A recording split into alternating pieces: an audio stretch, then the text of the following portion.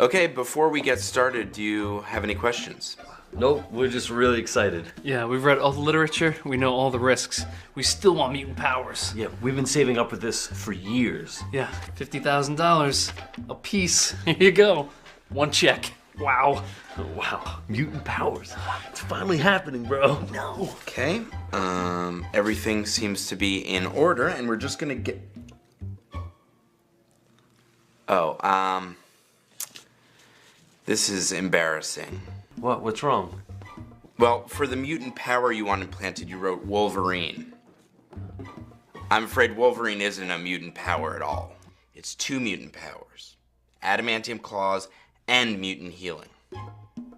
For that procedure, I would have to charge you $100,000 apiece. But that's all the money we have. I sold my house.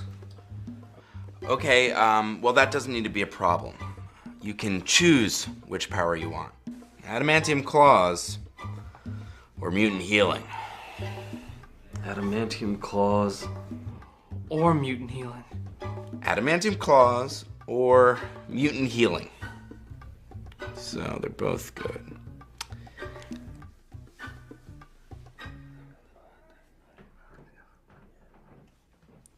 We'll take the claws.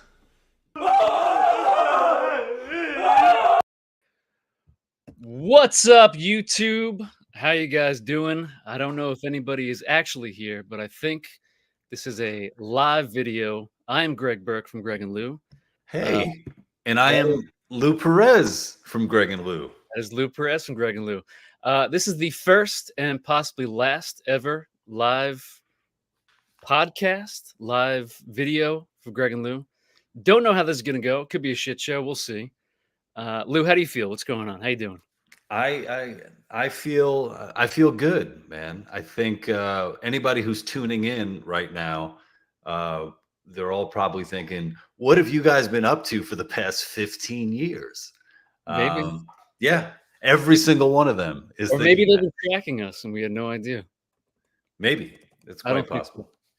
So if you guys are wondering what the fuck this is the 15th anniversary of the Wolverine's Claws Suck video that we made way back in 2009 for the Wolverine Origins movie with your boy Hugh Jackman. Deadpool and Wolverine is coming out soon, and it's the 15th anniversary. So we thought, why not do this little live episode and see what happens? Yeah, it was. I think it was my idea. I came up with it. Sure. This is the first awkward moment of the night. So yeah, Lou, this was your idea. I'm sorry I took credit for it. Lou, how do you feel about that? How do you feel that I just took credit for your idea?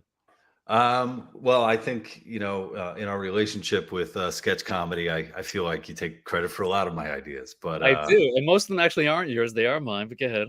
yeah. Well, maybe we could talk about the origin of this idea, where this came from. Sure.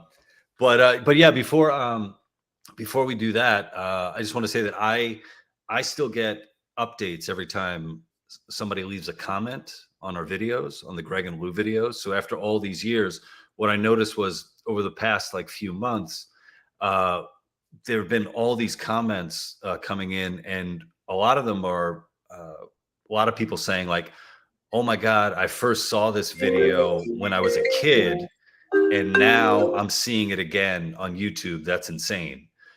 So I thought it was pretty cool to have to have made anything that has some longevity to it, that someone could see it when they're a kid and then re-experience it later on. So that's something I'm proud of. I like that. Yeah. Yeah. If you guys are in here right now and you remember watching this video as a kid, please let us know, because I have a feeling that we had a pretty weird impact on a lot of young kids who may have watched this in 2009 and saw a really fucked up, bloody video. And they remember it 15 years later. So if that's one of you, Big Mitch said he saw it at 10. Big Mitch, how has that affected your life?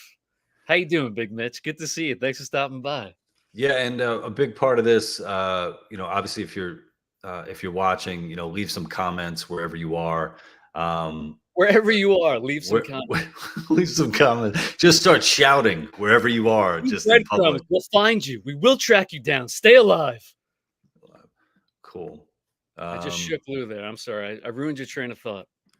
Yeah. My where I am was I? doing Last of the Mohicans. Stay Alive.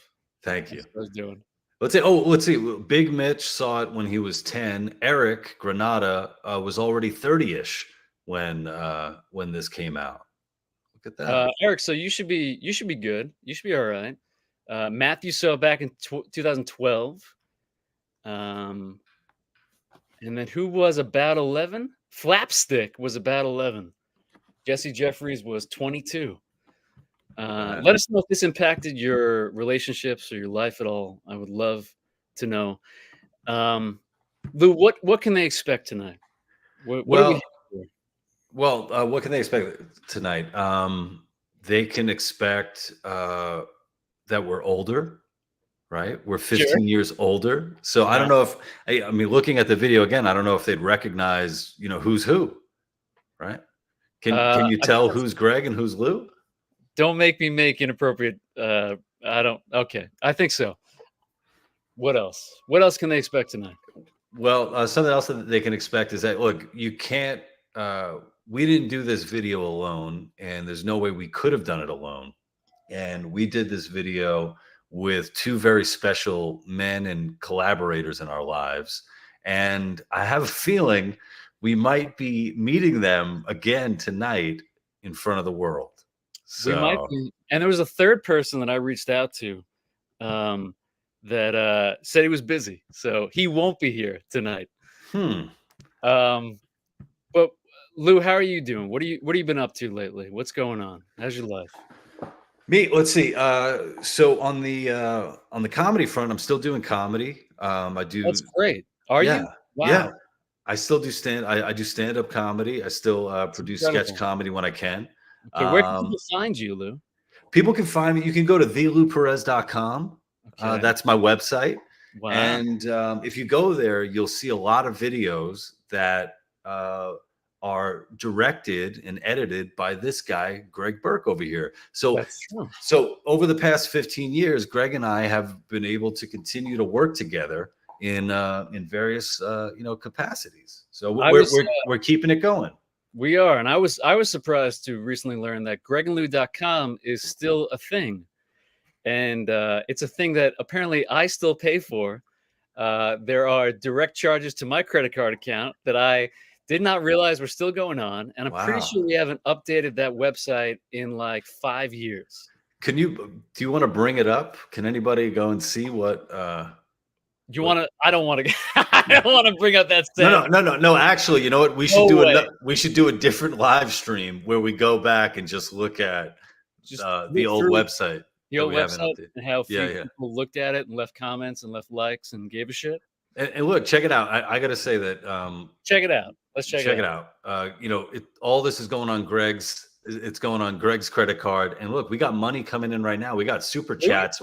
Yeah, we got to give a shout out over here. We got Big Flipping Boss. He said, I started watching you guys when I was in middle school. And we could show it right there. What the fuck is a super chat? The super chat, people can. It's like OnlyFans. Like people can pay you, and then they could You have to undress now. Yeah. You have to look at your feet. So Big Flipping Boss, we got some feet pics coming your way. You don't want to see my toes, Big Flipping Boss. Big Flipping Boss says, I started watching you guys when I was in middle school, and what was pretty much my inception into YouTube skits. This video is a favorite. Oh, that's awesome to hear. Thank you so much for giving money. Now check this out. Look, Big Flipping Boss, he threw $5 our way. Mm-hmm. Goldie throwing $20. Is that Canadian?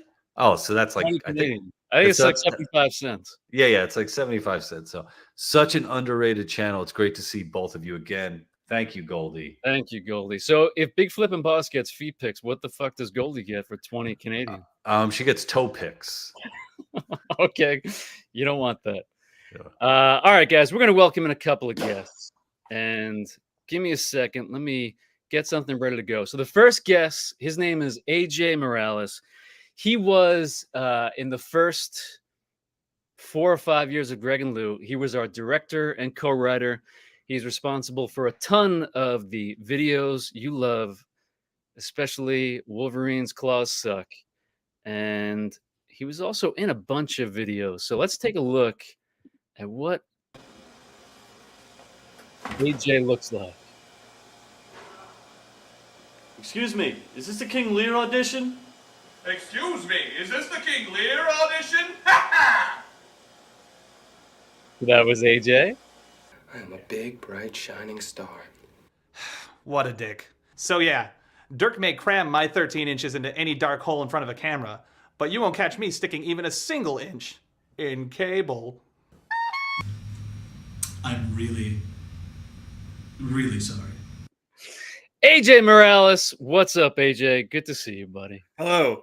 It's Hello. strange that the tank top, Al Pacino, weird, can't even remember the reference, a thing is the thing I'm most embarrassed or mortified about. Everything I else, love that shot so much, AJ. Was that an Al Pacino reference? I don't know. There was a ha-ha, which was like maybe Was it like a Pacino? vague. I don't know. So, in case you guys don't know, like I said before, this is AJ Morales. He was our co-writer and director from the inception of Greg and Lou all the way up to 2010. AJ, tell the people about yourself.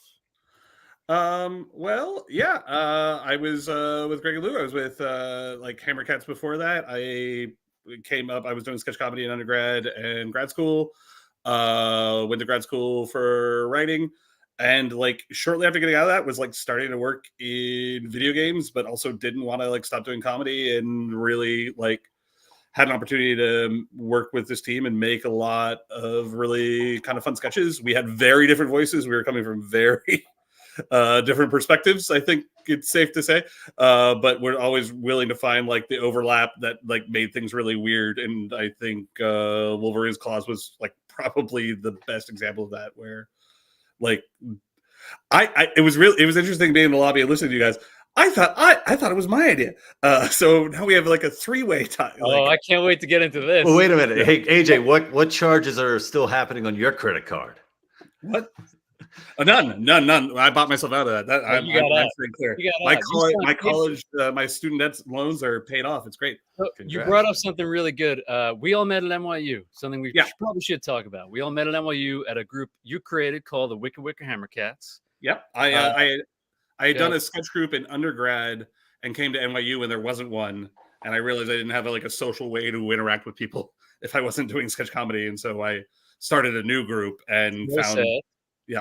Yeah, no, deeply sad. I mean, all comedy is, but no, we just found a lot of like-minded people doing cool comedy, and it grew into the Hammercats. The Hammercats is not just what was at UCB, but also I think what might still be at NYU. They're still around NYU. And in case you guys don't know, the Hammercats had a ton of. I'm sure a lot of you guys do know about the Hammercats, but in case you don't, a ton of great people that went on to do amazing things. Donald Glover, Rachel Bloom, Dan Greger, Doug Mann, DC Pearson, Dominic Durkas, tons and tons of amazing people that I'm sure you guys have heard of. But yeah, that was a group that AJ started at NYU that Lou and I have been together ever since then.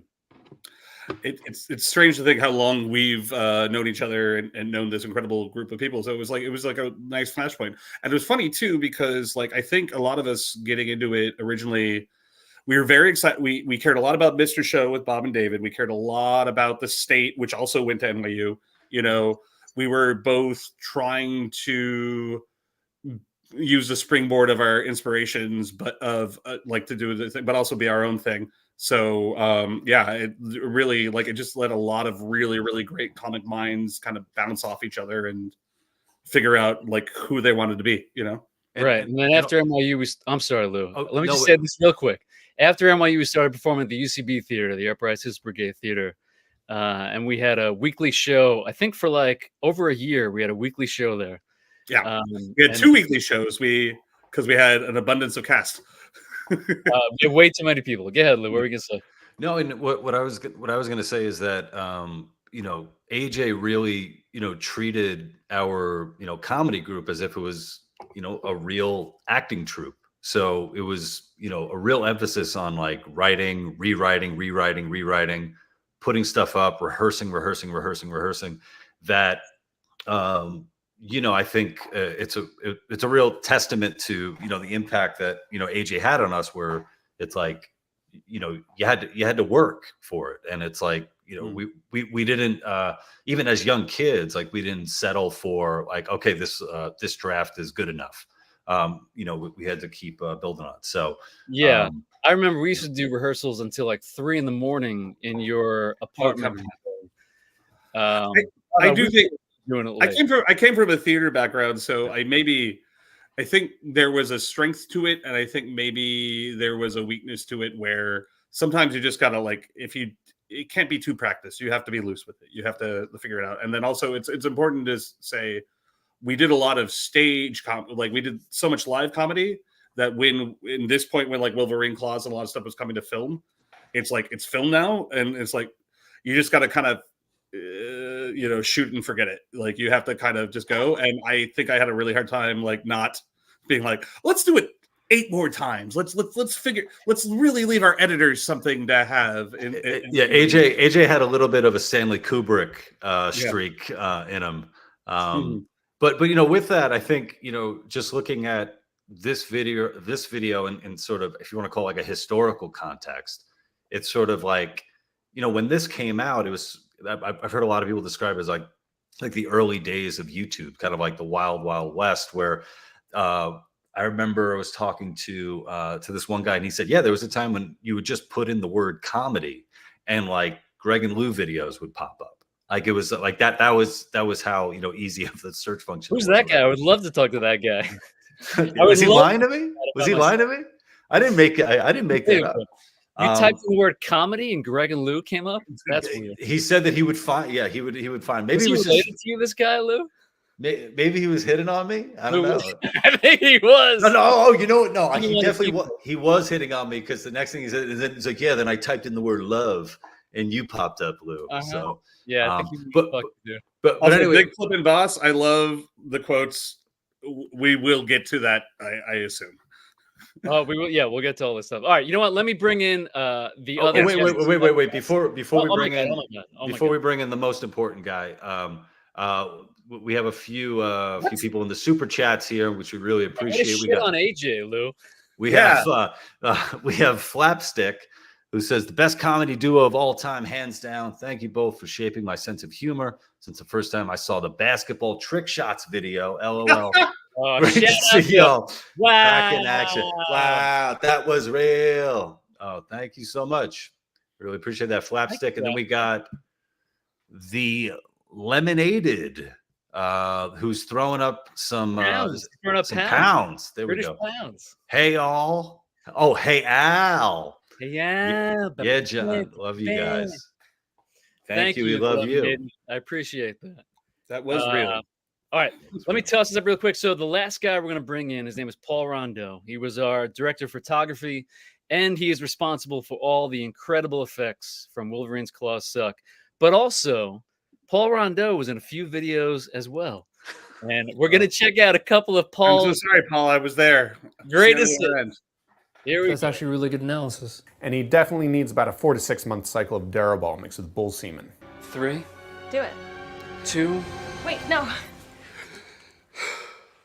Sergeant Connolly? Sorry, Bruce. What's the best way to go about jerking off in one of these things? The way you reach climax, sir. The way you reach climax. The way you reach climax. That's good. That's spoken. And that's your boy Paul Rondeau right there. Paul Rondeau, what's up, buddy? Good to see you. Hey, Internet. How's it going? Hey, Internet. Were you thinking about that backstage? Did you have that ready to go? No. That just hit me right now. Like, it just comes to you sometimes. Paul, back to back, your 3 versus my 3. I'll take your 3 anytime. The beard is epic. Well, it's pretty amazing that both Paul and AJ just witnessed their Oscars in memoriams. Yeah, So, right. So, real quick, let me toss this up as well. Yeah. We have Paul in here, and Paul is responsible for all of the effects from Wolverine's Claws Suck. This is the first video that Paul ever sent us with the claw test. Oh. Ow!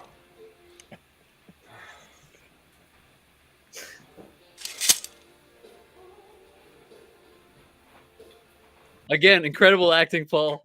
What was the music? Wait, hold on. What was that song He in the was so background? disturbed by it. He was like, was he was Prince? motivated to What walk was out of that? shot. Like, he's like, I'm over this.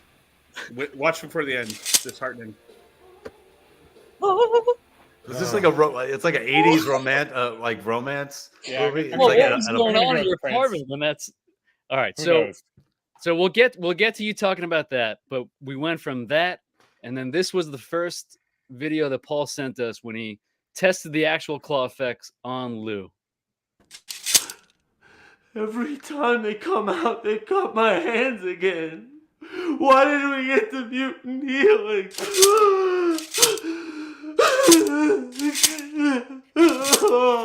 Totally holds up. 100% modern contemporary standards, HD standards, holds up. So, Paul, how do you feel? You want to comment on those videos? What do you think? Yeah, I mean, it took a lot of figuring it out because I didn't go to school for effects. And Yeah, talk about that because a little background information for you guys. We shot this thing with an agreement with crack.com. So this premiered on crack.com. If you guys remember crack.com. I do we not. shot this. What's that, AJ? I do not remember. You don't remember crack.com? Wow. Fuck you. Okay, no. Sorry, continue. I'm You don't gonna stop remember this? Okay, so we had an exclusive with crack.com to premiere this video, I believe for a week. So they would have this video for a week, and then it came back to us, and that's when we posted it on YouTube. So we shot this with a deadline in mind. And essentially, after we shot the actual sketch, Paul Rondeau had 5 days to do the graphics for this, to do all the claw effects. Oh my god! I forgot it was that short. It was short. Yeah, I checked the very email. fast. checked I the forgot to, and oh my god. So, Paul, talk about. I'm pretty sure you spent like 2 all-nighters. You had like 48 hours straight working on this. So, talk about. I feel like back then I was just constantly doing all-nighters, and for not a lot of money. Yeah, yeah, we I thank you remember for that. we had like enough budget to get, and this has definitely been called out, one actual set of replica claws. That They were on a plaque. They were like a commemorative X-Men thing on a plaque, and we had to unscrew them. And so, like, there's some shots where Lou, in particular, has practical metal claws that look really nice. And then we have a second half set that's like carved out of Paul, like styrofoam or something, and spray painted. It was tinfoil. Was it a tinfoil? No, it was like plastic. It was like 1/4 inch or 1/2 inch plastic. I'm pretty sure those claws are mostly on me, and they're shooting out like everywhere. Yeah, it's Lady Deathstrike. If anybody actually cares about the comics, I do, AJ. We'll get to that as well later. But go ahead, Paul. So we had practical, really good looking claws, and then we had practical, really fucked up looking claws. And then you had to do all the CGI effects of the claws actually popping out of the skin. Right. And I was just hoping that the weird little gore tracking marks that we had would be enough to work with. And for the most part, it was. There's one shot that probably took me, half of that 5 days, which is the weird shot when Lou actually sticks the claws through. Yeah. No, it wasn't that one.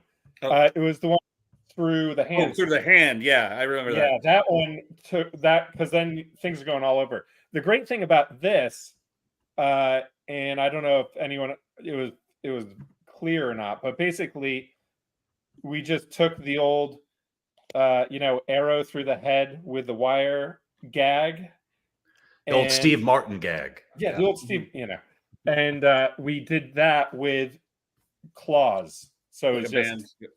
a headband holding the I'm claws. gonna get the video set up so that we can look at it while you talk about it. But keep on talking, keep on going, keep on rocking in the free world. I remember thinking like, this is gonna be awesome. I'm gonna put so much effort into it. I can't wait to see what space you guys get for the doctor's office. Oh shit! Call us out, Paul. Go ahead. We had a very plain white room that we shot at the UCB Training Center, which had one green wall in it. Which had one green wall, and then both sides had other rooms where people were screaming terrible improv. While we were shooting. I think we had some shelves we dressed with some books, so you knew because doctors read books.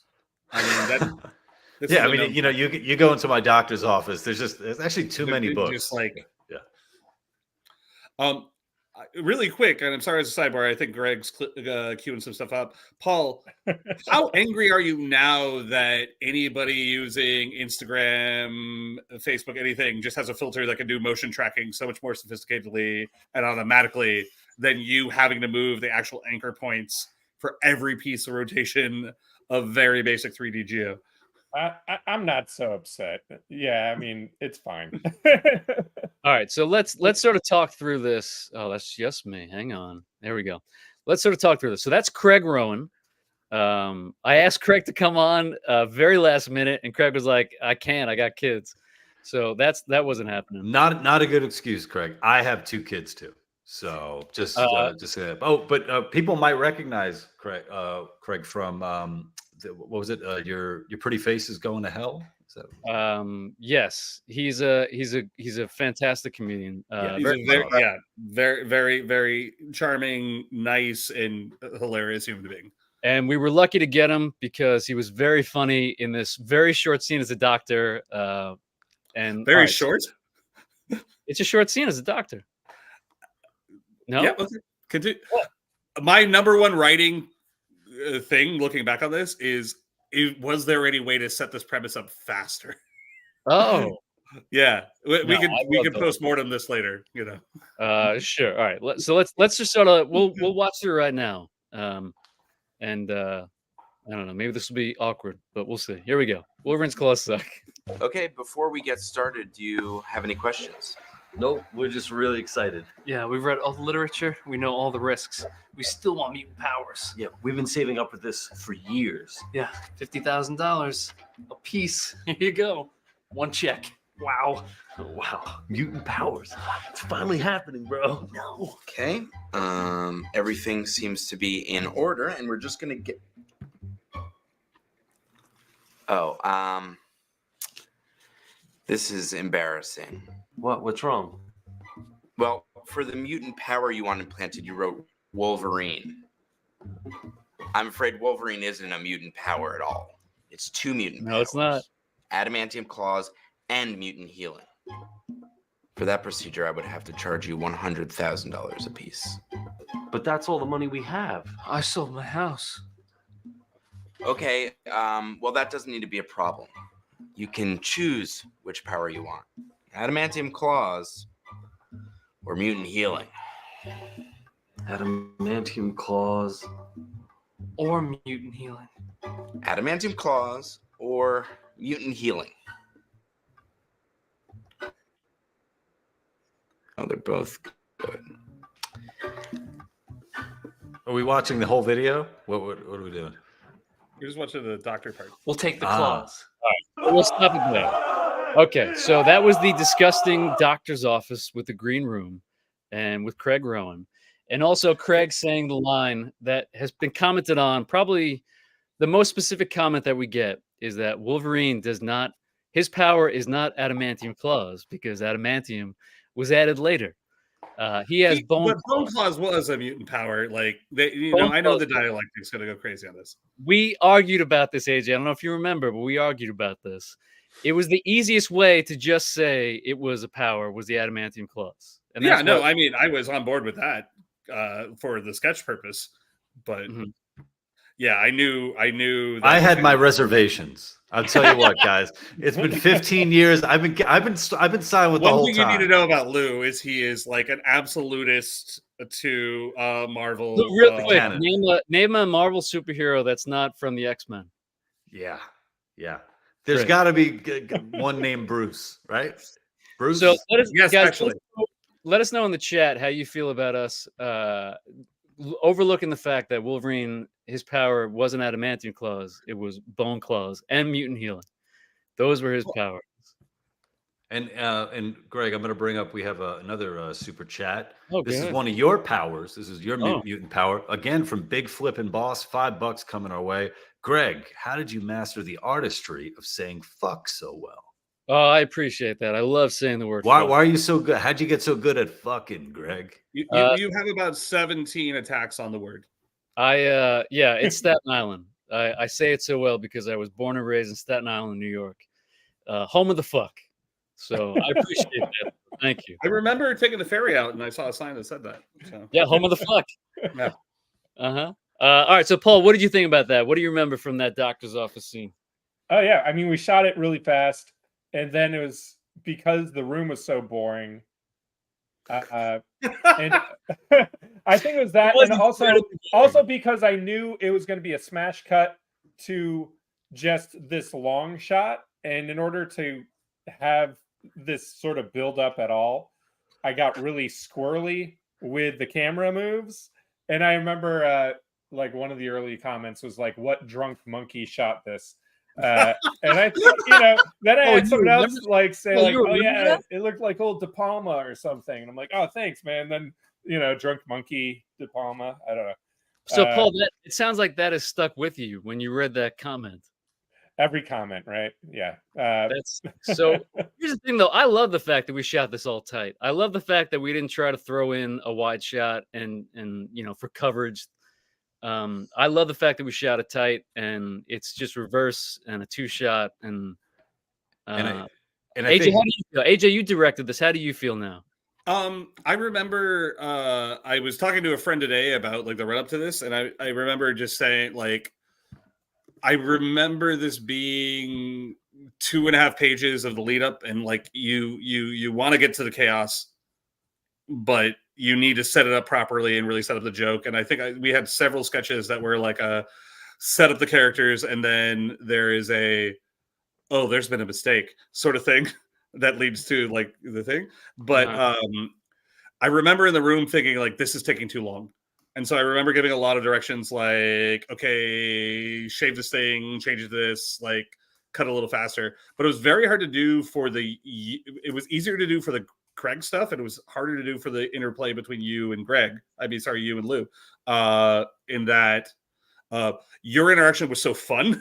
You like it was written as so goofy, and you guys were so like, and similar to like the idea was like that's not how mutant powers work in the actual Marvel comics. Is like everything was written from almost the mentality of a child. That like when you guys were back and forth, like yeah, we're having fun, we're doing this. We literally saved up all this money. It's like it was hard to bite into that. It was hard to tell you guys to rush that. So yeah, what I remember, because I remember you giving those notes, and what I remember thinking was that if we look so innocent and happy here, it's just going to be that much funnier when we cut. Yeah, the contrast was really important. Yeah. So Lou, what were you going to say? Well, this one goes out to Paul. It's from Edward Snowman. Edward Snowman. The shaky cam technique is so effective. You could hardly tell that Omega Red isn't even in the room with them. Lou, who's Omega Red? You know what Omega Red is? Good guy. Real good guy. Omega Red is a Russian mutant villain. No, he's Canadian. He's Canadian, isn't he? No, he's Russian, dude. He's not Canadian. So, someone in the chat, correct me if I'm wrong. I'm 100%. No, I'm thinking about the Canadian like superhero force that Wolverine was a part of. You're thinking of Alpha Flight. It's not. Yeah, I'm thinking of Alpha Flight. You're right. Omega Red's Russian. So I'm absolved. But since you are Canadian now, AJ. Oh, that's right. How much is 20 Canadian dollars? Oh God, it's bad. It's like 20 it is 75 cents. Like 20 Canadian dollars is I don't want to say it's 15 Canadian dollars, but it's probably not 16.50 right now exchange rate. That sounds good to me. Thank you, Paul, for Canadians in the chat.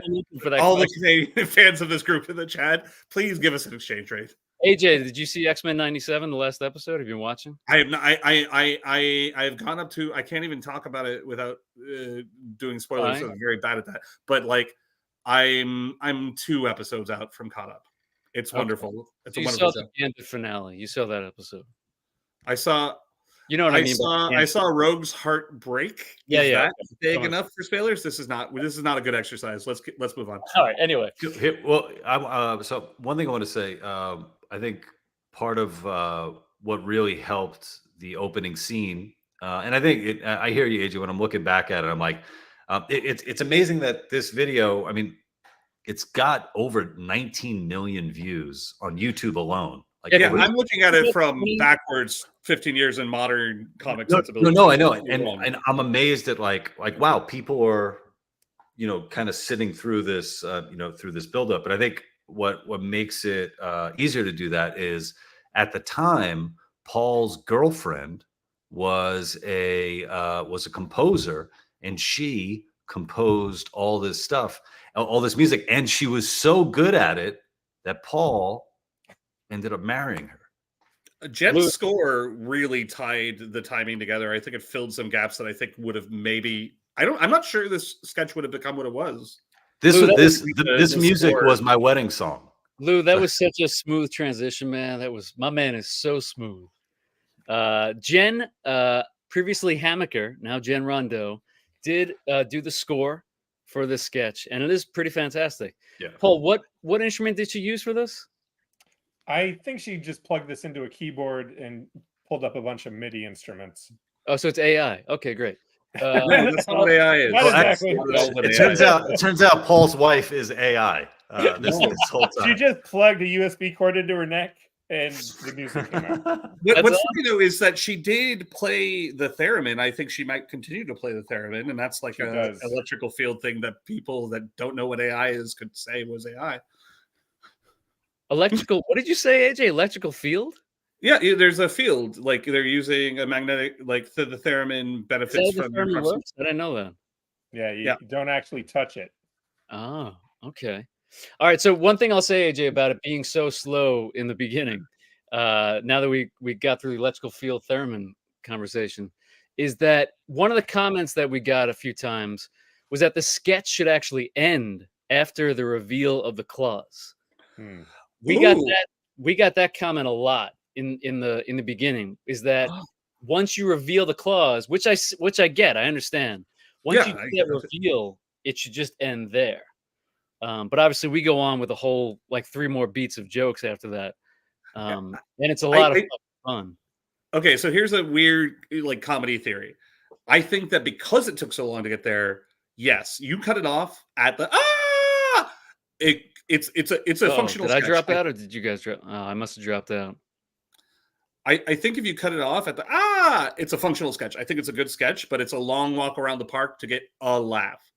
Where I enjoyed writing it was how the two of you interacted with the nightmare trauma of what it is. And when I'm looking at the chat and a lot of the quotes, they're not coming from the first half.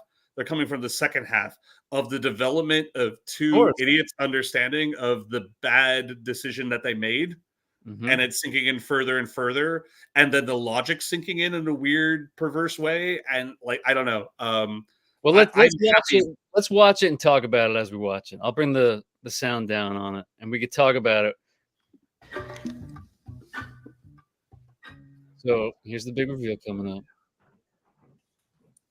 We'll take the claws. You guys are great on that. Why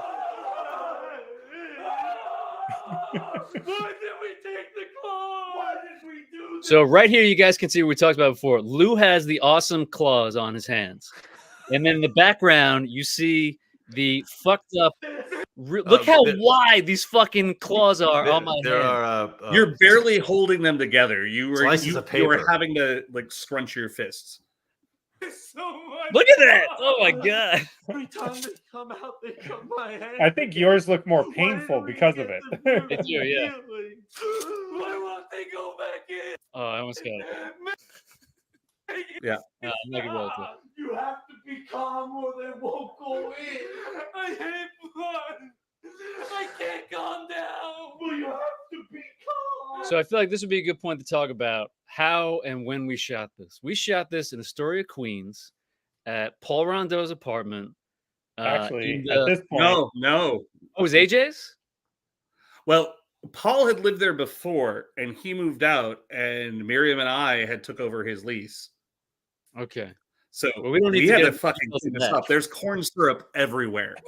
You get like, you guys were all great. You did a great job cleaning and striking the set, but the set was our house. And weeks later, we're finding red corn syrup everywhere. Well, that's the gift that keeps on giving, Clark. Yeah, we like Miriam was like, I remember that robot lamp in the corner. I love that lamp. So we shot this in a really big fucking heat wave too, because it was the end of April, but it was 90 degrees in New York when we shot this. So it was sweltering heat. We had corn syrup and fake blood all over us, and lights. I have whatever lights that Paul brought. Yeah, I have a thing where I especially back then I hated sticky stuff. Like I hated the corn syrup and all that, and I had like some behind my neck, and I'm getting flashbacks of just that gross fucking feeling of it. And that shoot, I remember me just being miserable. I was so unhappy. What was the practical blood, Paul? Like, was it just corn syrup? Did we have a special blood formula? Because we used a lot of it. I feel like we had both. I kind of remember a big, dark, like jug of something. Yeah. Yeah, I'm sure it was. We probably bought like something from what was that makeup store on Halloween City? Halloween City. We probably bought like a giant jug of that, and then we mixed it though. It wasn't just that. We mixed it with something else. I forget what though. Yeah. It was very fun to clean off everything I owned. But this was also like we shot this. We definitely started when it was still sunlight out. So like 5, 6 o'clock probably. But then we went well past midnight. So it was really fucking late that we were screaming and covered in blood. I also feel like in the room we had to like look at, is this take so good that we're okay for the light spilling through the windows, like sort of thing, like because some of the early takes were good, but I think we had to cut them because like we have shots like this that we're frozen on. It had to be dark outside. I remember that. Paul, what else do you remember about shooting this? I'm trying to remember. We didn't set up a jib in here, did we? No. Okay. No. There's no But jib. yeah, this was back when all the lights were actual hot lights, not the like nice, cool LED lights that everyone uses now. And That's you guys are living in a magical time. That was not the case. Yeah. Yeah. I look forward to talking about other things. I know that. Oh, thank God. Okay, so Paul, talk about these shots. How long did it take you to make these? How long did you labor over the details of these shots? I mean, obviously, like I probably spent way longer than I should have. And looking at it now, I'm like, there's so many things I might do differently, but yeah, like one of the things was figuring out how to like get some runny blood texture on the claws. And just them going in and out. Honestly, I feel like that shot wasn't so bad in the close-up of Lou. It's when we get into claws later on that it just took forever because you guys are just moving all over the place. All right, but how about this though? One of the comments, or a ton of the comments we got when we first released this, is that these claws look so much better than Wolverine Origins, which the reason we made this sketch is because Wolverine Origins was coming out. Right. And how the fuck did you do this better than giant? Yeah. The main scene everyone complains about, I think, is that bathroom scene in Wolverine Origins. Yeah. That one's really bad. But also, even when he's just coming out of the fucking, the thing with the claws, that just doesn't, it looks like he's holding the fake shit that we were holding as opposed to. He probably was. Yeah. Oh, maybe that's what it was part of that too. That because the technique we used when you guys are actually holding the claws is the technique they were using for most of those movies. Which is what? Which is the claws that come out. Practical claws that have these wires that hook around into this dowel that you're then grabbing to hang on to them. Mm-hmm. And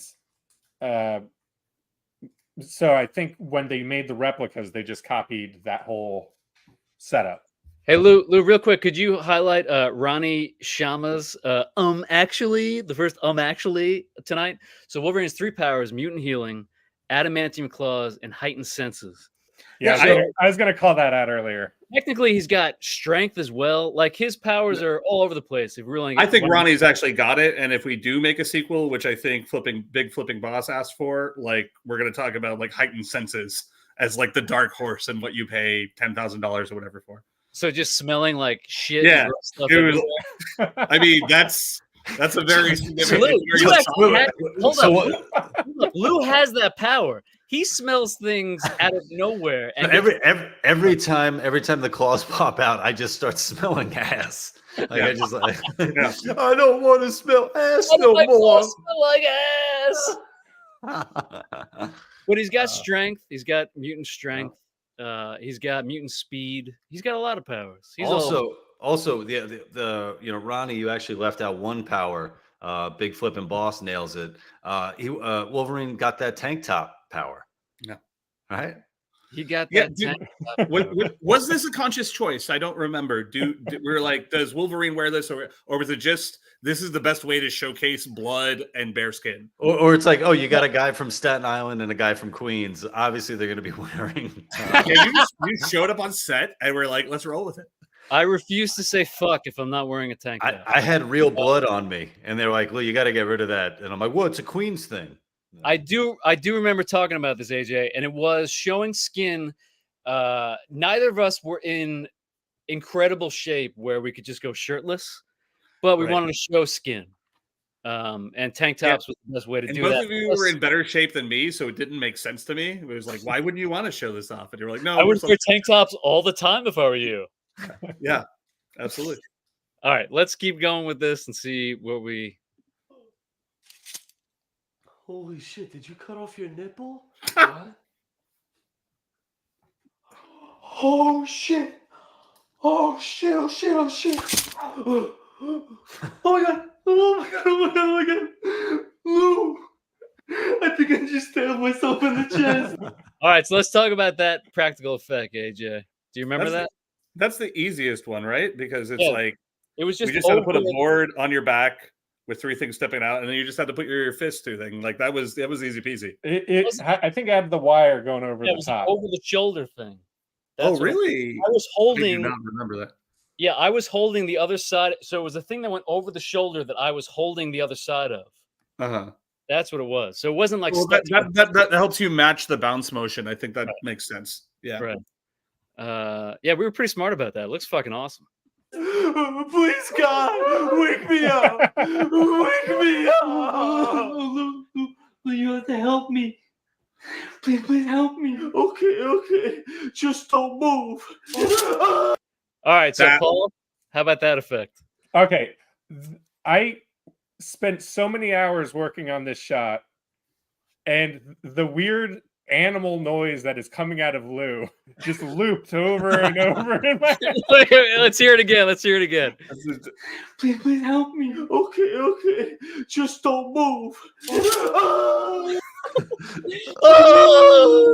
So editors have to. That's the editor's nightmares. They have to hear every sound 100 times. Yeah, especially because I was, all the snickety snicked sounds and the like meaty slashing sounds have to they have to sell it, and I don't know why. I just but Paul, you're having to match a moving hand. You're having to mask it behind Lou's very moving head.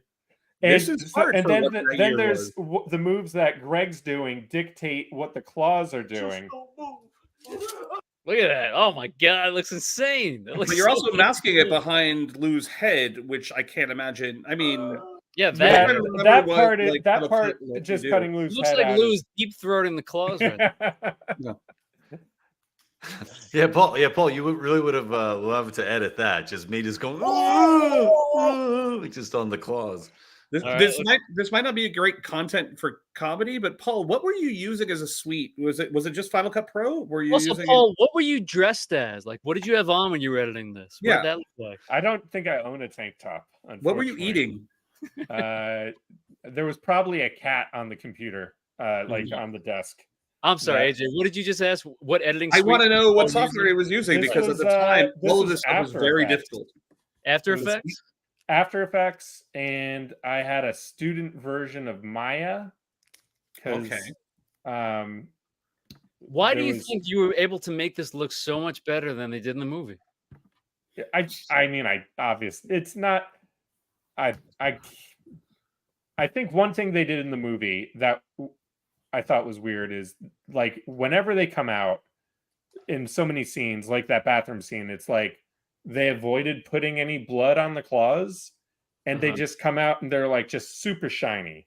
And I guess I get it that the mutant healing would keep it from having any blood. No, I And bet maybe- that was because of the rating. I bet that was they were worried about the rating of that. But Yeah. it also doesn't let it match the lighting of the scene when you make something super shiny. So like I think Paul was Yeah. very onto something there.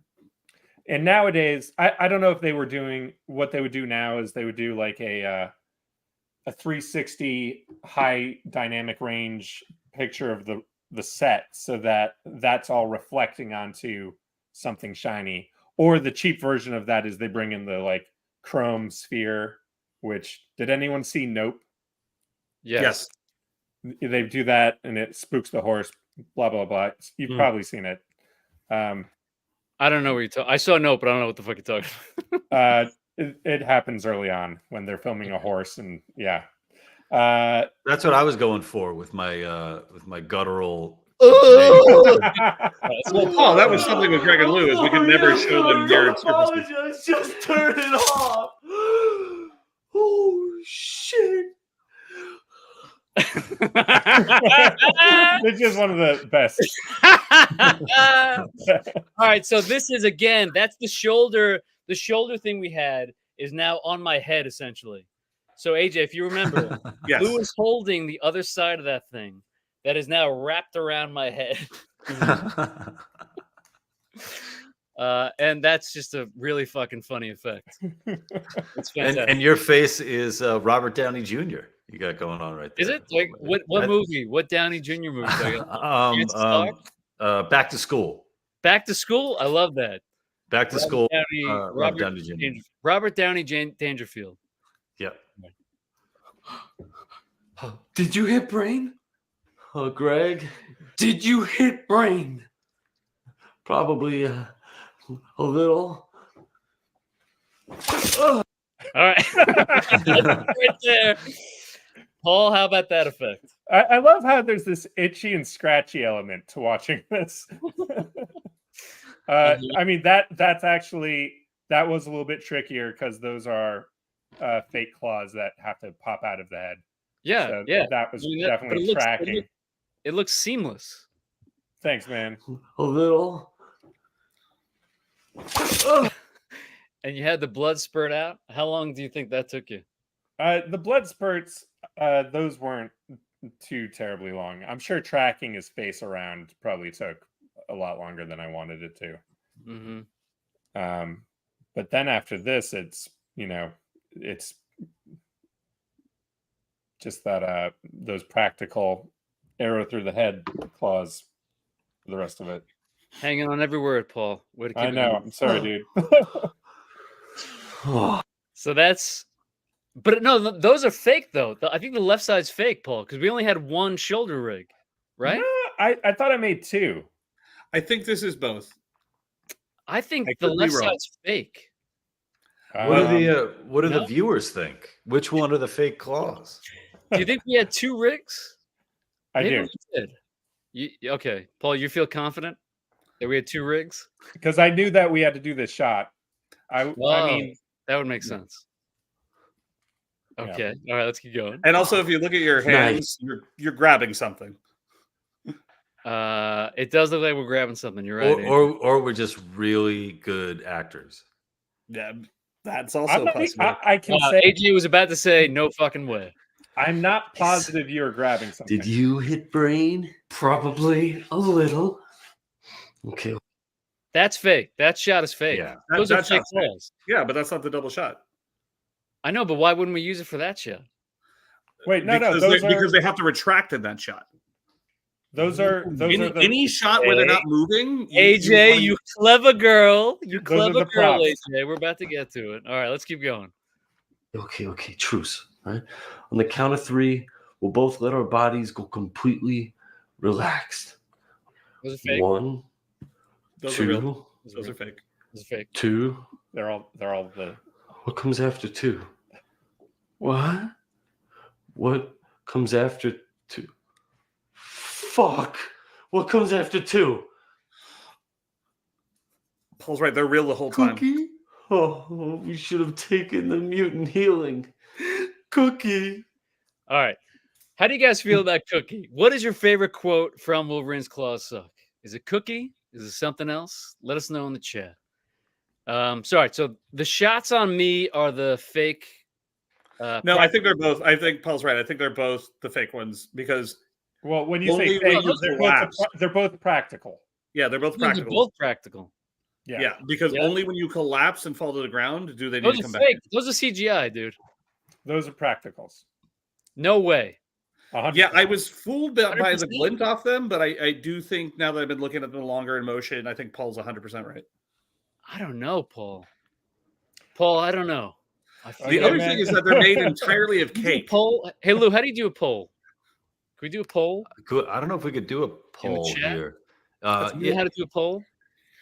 I don't know how to do it. All right, Lou, try to do a poll. Who out there knows how to do a poll? If you're a fan of Greg and Lou, you've been waiting 15 years for this poll right now.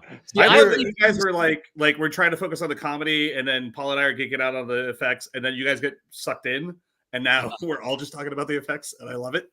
I just wanna go with the flow, baby. So I'm looking at this shot. Those look like CGI to me. That looks like CGI to me. It's the shininess of the low resolution of what HD film was at the time. I'm pretty sure those are practical. And it's because AJ, I love your copy. Look at the edge, AJ. So if you look at the edge of Lou's Andrew face, Powers says real fake claws or you fake, see how fake Lou's claws. got an edge light hitting his cheek, right? Yeah. And it's coming up from the bottom, hitting the front of his nose. Uh-huh. That's also hitting the claws in the same direction. Okay. So you're saying you couldn't fake that? I could have. No, yeah, I totally could have. I believe in you, Paul. I believe you can do anything. I knew that the practical claws, as much as we could use them, were the way to go, and I would have used. I feel like we could easily take this in a completely different direction. Just say who was really behind the claws here? Who really are the claws faked? Who's behind it? Are we conspiracy theorying the claws? Is that, Yes. is that the bit? Yes. Well, I know that we were all involved at the making of this, video, So but who was it? Someone else. There's someone else out there. Mm-hmm. And they've been waiting 15 years to. Yeah, and I'm sure that they're if you're out there, throw some money in the super chat. And... Lou, I'm sure you had a lot of confidence when you started whatever that was. How do you feel about it now? You know, I feel like at any moment I could just pretend like the power went out and close this computer down and just bail on the whole interview and just you're bail gone on this whole thing, man. Hey, Greg, how does this sketch end? Let's see. Let's find out right now. Cookie. All right, so I still think those are fucking fake, man. Hit the full screen on this. Oh. So those are fake. Those are definitely fake. Yeah, they have. We have the benefit of the far shot. You know what we should do? You know what we should do right now? That no one's gonna care about. Let's track. Look at that face. Look at that fucking dumb face. Hang on. All right, let's track that. Okay, to the shot of when the claws shoot out. That's how we figure it out. Back and to the left. Back and to the left. And to You the know, right. 15 years ago, I would have anticipated this exact pixel peeping. Here we go. Ready? Sure. All right. Very different. All right, And then very different places. different. I rescind. I am wrong. I am wrong. I've never felt more ashamed in my life than right now. Well, I think what's important to underscore, and this is not just me because I've learned a lot about visual effects in the last 15 years. I'm so old. Paul was a wizard to us. I think it's very important to not understate. We were amazed in what we had in a friend and a collaborator that he was able to make these things happen. There's one. I do have an Achilles heel. Yes. Which is car explosions. All right, we'll get to that in a second. Paul. Back in the day. But Paul made things happen that made this sketch possible because we wrote a lot of nonsense and there was a lot of sketches we never made because we just could not figure out how to do them. Yes. And Paul looked at the script and says, I think I can do that. And we're like, okay, and the fact that it came together as well as it did at the time it happened AJ, was it's a great point. Let us know in the chat, because I think we did a lot of funny stuff in this. There's a lot of funny stuff, but let us know in the chat. Would this still have been as funny and as memorable if the graphics weren't so legit? I feel like the answer is no, and that is all Paul. That is 100% Paul. Oh, shucks. Did you hit brain? Probably a little. Yep. That's me doing some Stallone face right there. All right, let's go to the end. What comes after 2? Cookie? Oh, we should have taken the mutant healing. Cookie.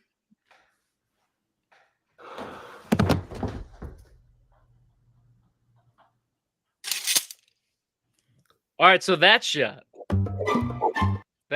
So the fact that the fake claws then retract.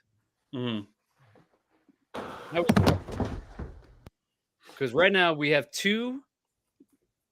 Each of us have the practical fake claws on our heads, right? No. When you're on the ground, I think they're not real at all. Play it out. Did we do a jump cut? No, we didn't do a jump cut. It's all one shot. Let's play it out. Because those are on the right side. The claws are fucked up. Play it for a second. Just play it, but then we'll talk. Well, I'm going to leave just for a second, not out of embarrassment for what I did earlier. I just got to go to the bathroom. Yeah, do it. All right, you're old. I want to. So Flapstick said the answer is no, because for the time, this was so out of left field in terms of VFX quality, script quality, etc., etc. Thank you. Very nice. Thank you very much. I will tell you with confidence that this was CJ the whole way through, because this was you guys lying on the floor with your fists to each other's head, and we did this take like 10 times. 3, 2, 1, collapse, and your collapses were like spasms, and we had to dial them in, and we had to play them out a little bit more. Like the flop that you guys had to do. There's no way. Yeah, now that I'm thinking about it, there's no way we would be holding practical claws and then they suddenly just all disappear. If he didn't do like a smash cut that was perfectly matched to the orientation of your heads, there was no way to do it. And for everything that Paul was capable of doing at the time, you weren't able to just mask this out. This was not like a fake. So I think the CG had to be there the entire time. We chose our favorite shot, and then we did that effect.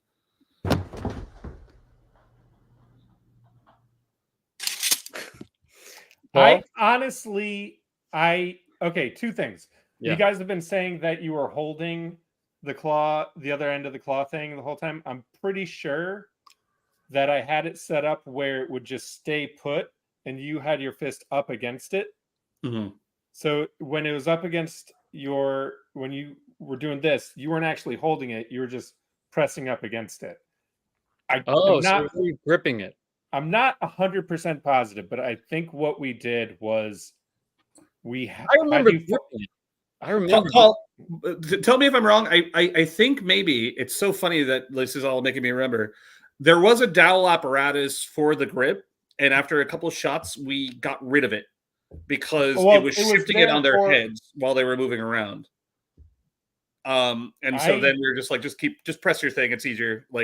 We never test. We did the first time testing these practicals was in the room shooting the thing, 90-degree heat. We were figuring it out as we went. I would say I would put money down that those are practical claws when you guys fall into shot, and we tell you to not move. So yank the claws away. And then I just faked it on the jump cut. Paul Rondeau, you son of a bitch. You think so? Let's see if we can catch it right now. That does look legit. We look like we fall down with practicals. Yeah.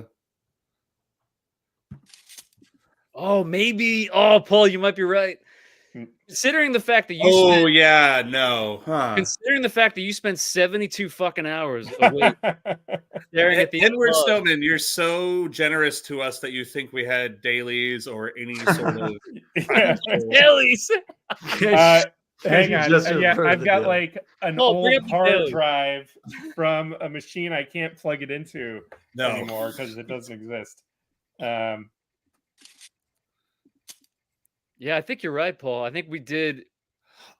Yeah. There's a flutter cut. Yeah, it's hard to see.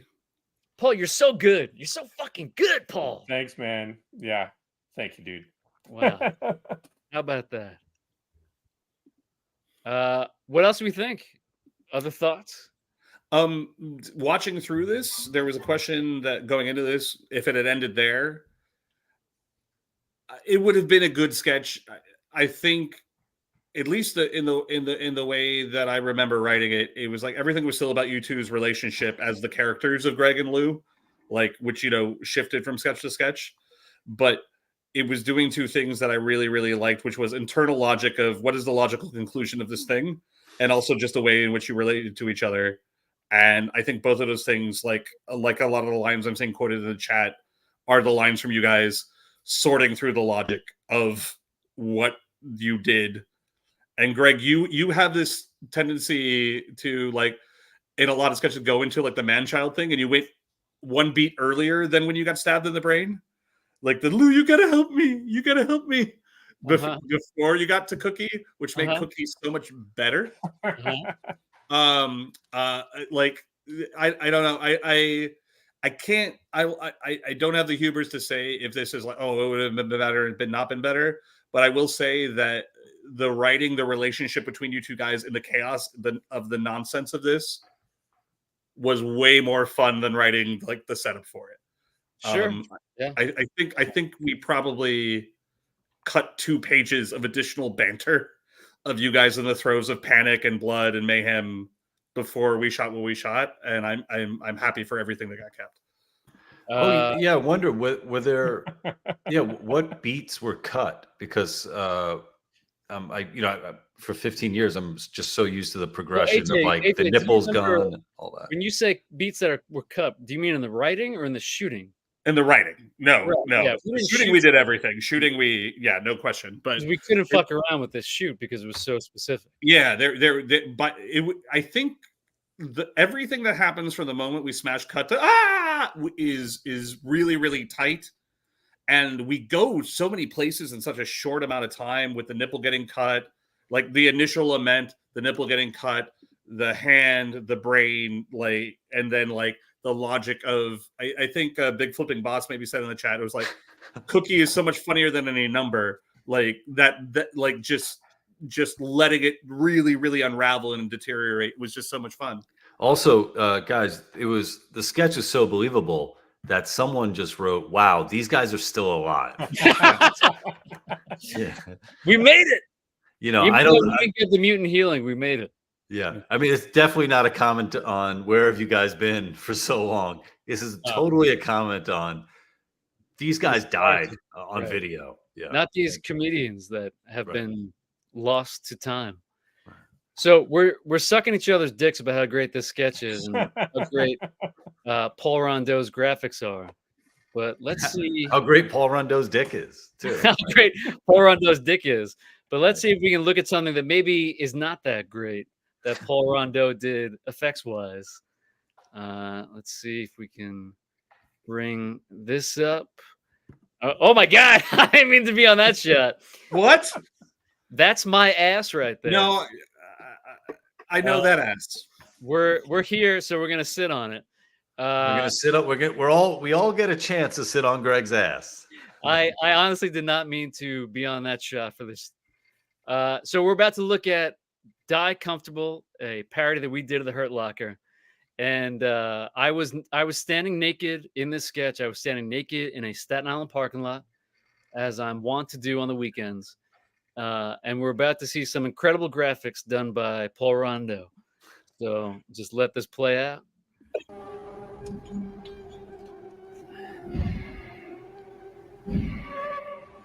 No time, move, move, move. What?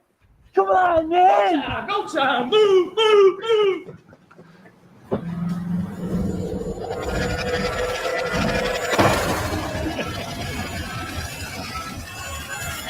All right, so Paul, coming on the heels of the incredible Wolverine's Claws Suck, how do you feel about that terrible explosion?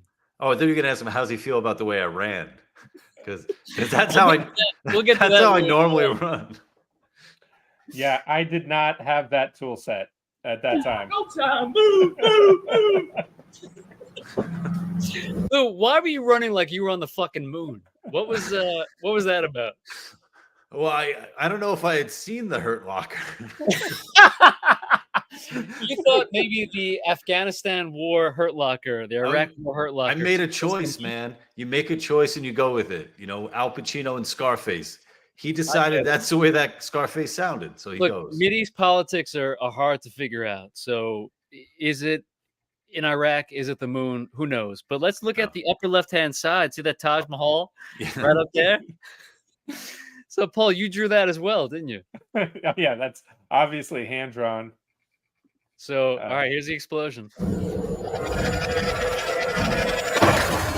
So, Paul, how many explosions did you look at? How many explosions did you watch where the glass sort of went up and then shot out?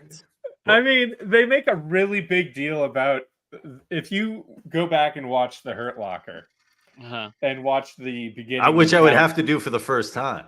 Yeah. So in the beginning, Guy Pearce is in a bomb suit and the bomb goes off and they go into all these crazy details of this, like the dirt and rust being blown off. And, this is the best. Well, here's the thing. What's wild is Paul actually filmed himself blowing up his own car to get like a real life model. And then this is what he came up with. That shot actually looks legit. AJ, you didn't direct this one. How do you feel about this? What do you think? I mean, I think this is the work of an artist. It's a masterstroke. I think it's subversive of him to be like inserting his artistry into your sketch because I don't think it's necessarily consistent with your glass shoots, AJ, the glass shoots up and out. Yes, and if you were older and you knew a lot of the Flash comedy, like Yatta, Homestar Runner, just Flash, like 1997, all you have is your tweens and your scaling. That's all you have, and I feel like he's done something. He's given you guys a gift. AJ, what do you think about Lou's run here? How do you feel about that run? That's legit. Yeah, that's great. That's Corp right there. That's Corp. What is Corp? See, in individual in addition to AJ being our director, he was also my track coach. Yeah. I don't without him behind the camera on set. I'm not around for this sketch. What's that, AJ? I don't think I was around for this sketch. You were not around for this sketch. Yeah. You guys really evolved. Look at that. I'm naked. How do you feel about me being naked in the Staten Island parking lot, AJ? I think that's great. I think that's the practical expression of Paul's VFX. Like it's on the same level. Like there's a tonal matching there. I don't know if we want to keep trashing. We can spend another 5 minutes on the explosion if we want to. I would love to. I do want to call out though that this was our second attempt at shooting this. Absolutely. Yeah, Paul, talk about that. So this was shot in the parking lot of my father's. My father owns a market research company in Staten Island.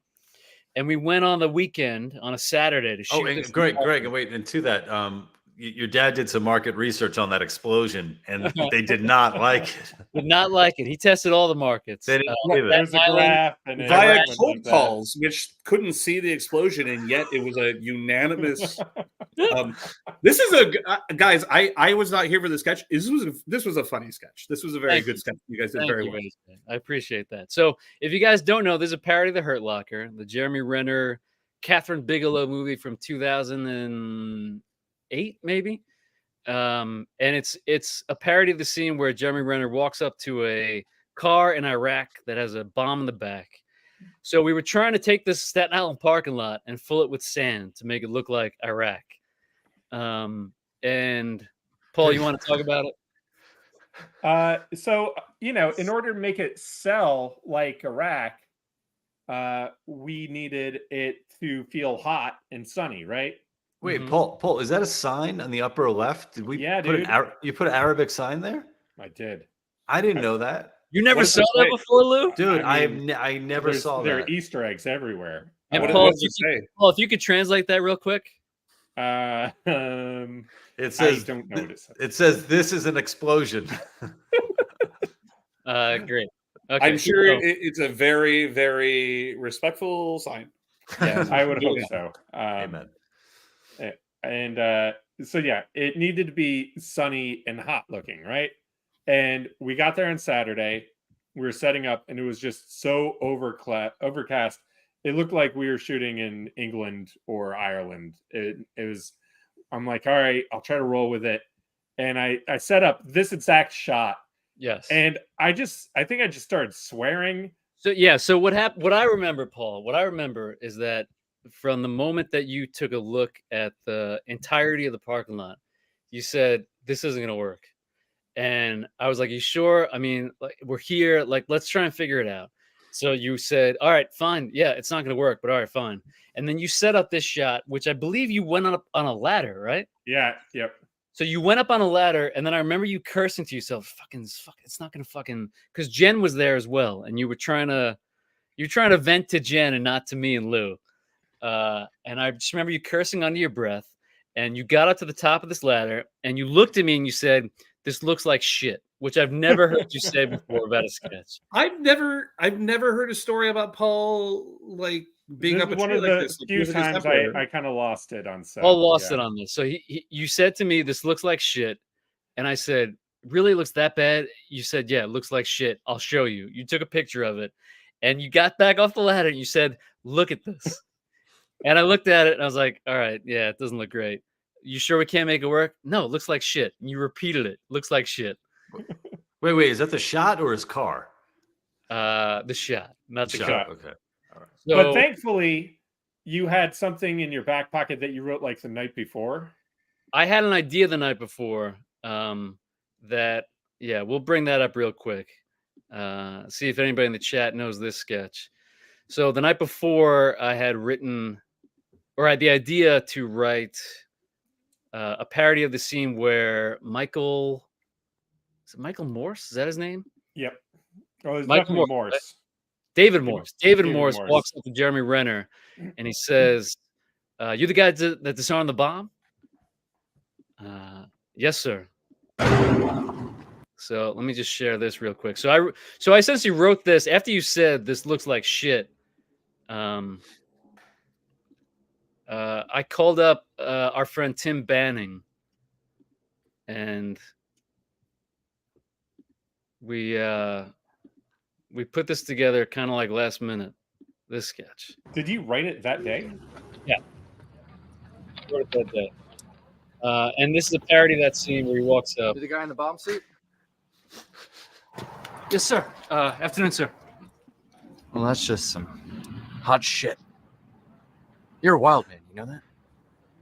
"Yes, sir." He's a wild man. You know that? Huh? He's I want to great. shake your hand. "Thank you, sir." Yeah. How many bombs have you disarmed? "Sir, I don't know how many." Sergeant, "Yes, sir." I asked you a question. 873. 873. 873. That's just hot shit. 873. Counting today, sir. Yes. That's got to be a record. What's the best way to go about disarming one of these things? The way you don't die, sir. The way you don't die. The way you don't die. That's a good one. That's good. That's spoken like a wild man. Like a wild man covered in some hot shit. Thank you, sir. I want to shake your hand. Yes, sir. Yeah. How many times have you jerked off in your bomb suit?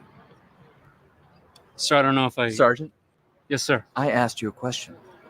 1,079, sir. 1,079. 1,079. That is some sick, hot, wild man shit. 1,079. Counting today, sir. Yes. Well, that's more times than you've had to disarm a bomb. Almost 200 more, sir. So sometimes you just put on the suit to have a tug. Yes, sir. You're a sick, hot, wild man covered in shit. You know that? Thank you, sir. I want to shake your hand. Listen, yeah. What's the best way to go about jerking off in one of these things? The way you reach climax, sir. The way you reach climax. The way you reach climax. That's good. That's spoken like a sick, hot, wild man covered in some sick, hot, wild man shit. Paul, you look great. Yes, sir. I want to shake your hand. Thank you, sir. Yeah. How many times have you jerked off during this conversation? Sir, I haven't been... Sergeant. 4 times, sir. So that was the shot. That was the sketch we wrote the day of because Paul was so fucking disgusted by the set. Here's a question. Do you think the line would have been better if when you asked him, what's the best way to jerk off on one of these things, if you had repeated the way you don't die instead of reaching climax? Here we go with the rewrites. Yeah. Maybe. The way you don't die. The way you don't die. I never. AJ, you weren't here for this, AJ? What do you think? I like the line the way it was. I saw the parallel and I didn't need the specific echoing, but yeah. Me too. I didn't need that, Lou. I didn't need you pointing that out. I didn't need it. Fat Sacks comments and he says, "Are we watching all sketches tonight?" I think Fat Sacks. No, please no. Order up some. I got work tomorrow. Delivery. Oh, come on, AJ. Can I call back, baby? Before we move on from this, in case we do, because we didn't shoot it that day, and we spent so much time. If you go back to the Die Comfortable, we spent so much time making the trunk look like what? Oh, I thought you were going to bring it up. He's waiting to point to it. We are. Oh, okay. Hold on. Let me bring it up. Oh yeah, could we the trunk looked great. Yeah, I think that's what Paul's saying, Lou. Yeah. The trunk looked great. And we set it up to look like that, but then we didn't shoot it and we didn't want to undo it. So I had to drive all the way back to Brooklyn from Staten Island very slowly, hoping not to get pulled over. Oh, that's right. And all the way back the next day. Yeah. You got to go through like bridges.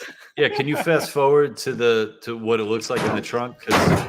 Thank you, Flapstick. If a cop pulled me over, oh Jesus Christ, I would be dead. I would not be alive. That's not. Yeah. Look at that! Oh my God, I trunk totally looked great. forgot about that. Yeah, you had to drive that. Thank you, Flapstick. Holy shit. I want to say, Paul, for somebody who was like agitated over a bad shoot, Wildman looked good and was shot in the rough style of the Hurt Locker anyway. I feel like you guys got a really solid sketch out of that day. That totally worked. Yeah, Paul, it worked just like they were who next to the building and it was in the shade a little bit. It was totally fine. Yeah, Paul, for a guy who shit all over my creative output on that day, I thought you did a great job making the best of all the shit that I was shoveling you that you hated to see. So thanks, man. You're welcome. All right. Just stopped all the momentum there. Great work, Paul. Wouldn't be the same without you. Thank you, man. Thank you, Gio. Thanks, Gio. Gio Odo. Well, what else? I mean, let's see. Do we have any questions from those who are tuned in? We got quite a few people. We got a couple hundred people. How about that? Let's see. We have this one. I think this has been on everybody's mind. Jesse Jeffries asks, any plans for future sketches? Well, we had talked about maybe doing a sequel to Wolverine's Claws Suck with Deadpool 3 coming out, but it's kind of hard. I'm in LA, losing New York, so it's kind of hard to figure that out. The movie's coming out soon. You guys gonna watch it? You guys excited about Deadpool 3? You know, I've never seen Deadpool. I'm not surprised by that. AJ? Yeah, I like the Deadpool movies. Oh wow, brave statement, Paul. Yeah, gonna take a bold stance. I might even go out and see it in the theater. Yeah. Yeah, we were thinking about doing it, but nothing's really come together. We're kind of running out of time. I think the movie comes out in July. That's quitter talk. Come on, you guys can do it. We believe in you. AJ, you got to come down from Halifax? No, absolutely not. Oh, come on. I believe in you. My belief will come down wherever you are. Lou, you should do a poll. You know how to do polls, right? Let's do a poll. Yeah, we're gonna run a poll here. Who wants to get AJ poll? down from Halifax? No. Let's do a poll. Who knows where Halifax is? Yeah, and then we'll go from there. We need to define the problem before we attempt to solve it. It's up in Canada, eh? Yeah. Greg. Yeah. We were doing tests on the stream beforehand, and you were lamenting that something had occurred, and I had some really good news for you. We have an additional guest. Oh my goodness, what do we got? It was somebody we had on one of the sketches. It's a minor sketch. It's a deep minor sketch. Okay, I'm excited though. Is that the dick? What is no, it? It is not. What is it? So everybody's very confused in the chat right now. Yes. We talked earlier before about the incredible Boogie Nights parody that we did. Let me bring it up real quick so we can talk about it. So all you young aspiring comedians out there, parody commercials, it's timeless. Like it never loses traction or its cultural cachet. There's Tank Top AJ. Yeah. Let's go to the Boogie Nights. What a dick. So yeah, Dirk may cram my 13 inches into any dark hole in front of a camera, but you won't catch me sticking even a single inch in cable. So AJ, explain the graphics with that. What do we do? So there was a series of commercials for what was it? It was a satellite dish provider or something. That was an alternative. It was DirecTV. DirecTV. It was an alternative to cable, and they kept preempting. And it wasn't just this one. I think we did 7. Didn't we do 7? Like a head in a box. It was like well, we could talk about it. So what we did this. We did 7, and then we wanted to do Deliverance. Yeah. You I don't know if we collectively wanted to do Deliverance, but Lou and I just wanted to see the movie. Yeah. So all right, we should. I think this is fun to talk about. Let's toggle away from this image, please. I don't know if YouTube's code of conduct. I don't like. Wait, you don't want to tell? You want to? All right, hold on. Let me take this image Do off. you want to look at this? I love this image. Let's take this image off, and sorry, I'll replace it with that image. So we wanted to do a Deliverance parody where Ned Beatty from the movie is getting raped. And in the middle of the rape, he's talking about switching to DirecTV. Yeah. I would like to think I was somebody who was like, no, that's not. Well, it was going to be tough because while it's easier to make a puppet look like a penis, it's really hard to get a puppet to look like Ned Beatty. But if you guys remember, we asked Dan Gregor, and that's right. And Gregor said, "I don't want to do that." And then when Gregor said no, it made us rethink, or at least it made Lou and I rethink whether or not we wanted to do it. Yeah. I think he was on board for a moment, but didn't fully understand what you had in mind. Again, if you're a young comedian and you even know what a commercial is, like you're not watching sports or like political TV, like commercials were these things where like you know these 30-second like mini movies that tried to sell you something, and parodying them, comic gold. I would get on that train right now. We also did 7, but the problem with 7. So we did Gwyneth Paltrow's Head in the Box. But the problem was we didn't realize until after we shot it and released it, CollegeHumor had shot something and released it like a week before. And we didn't even realize it. So after we posted it, we took it down. You took it down? Yeah, I'm not sure if you remember that. Yeah. Same joke. Yeah. Was it DirecTV or? Here's the. Oh yeah, it was the same thing. Yeah, it was the same exact thing. And here's the thing, that I'd like to talk about is, at the time when we were, making these, videos, obviously we're doing it with, limited budget, calling in a lot of favors. And we were always worried that, say, like a show like SNL would get to an idea before we were able to get to it. Mm-hmm. So there was always like there was always like that. You're kind of running against, you're up against the clock, saying like, okay, the latest that we can get a new sketch out, it has to be like Saturday before SNL, and then just kind of like what happened with crack.com and Funny or Die and CollegeHumor is now you had all these other all these other either platforms or creators making stuff, and it's not out of the ordinary to put all this like time and effort into making something, and you turn around and like, oh shit, somebody got to it a week before we did. And it's even worse now because TikTok and Twitter and people just doing short videos, just holding their phones up. Okay, well, so that's actually an interesting question. What if Greg and Lou started now? Like, are you doing shorter format sketches? Like, yeah. I mean, is that a dumb exercise to even consider? I hate that sort of format, but 100% we would be on TikTok doing shorter videos because that's the only thing that really makes sense now. And I think some of the people that have like mastered TikTok or Instagram for comedy, like they're adapting to the format. They're doing very clever shit out there. But like, I guess, I mean, it really feels like it's specific to personality and impressions. That seems like the stuff that makes the biggest impact on TikTok and that kind of stuff. Because it's not like Vine was around for so long, like when Vine was making videos, people were doing short parodies then. But it's not really like now where TikTok is just like people spend so little time watching content now that it's got to be short. It's got to be short. I think one of the things it's important to remember about 15 years ago is like network TV still existed.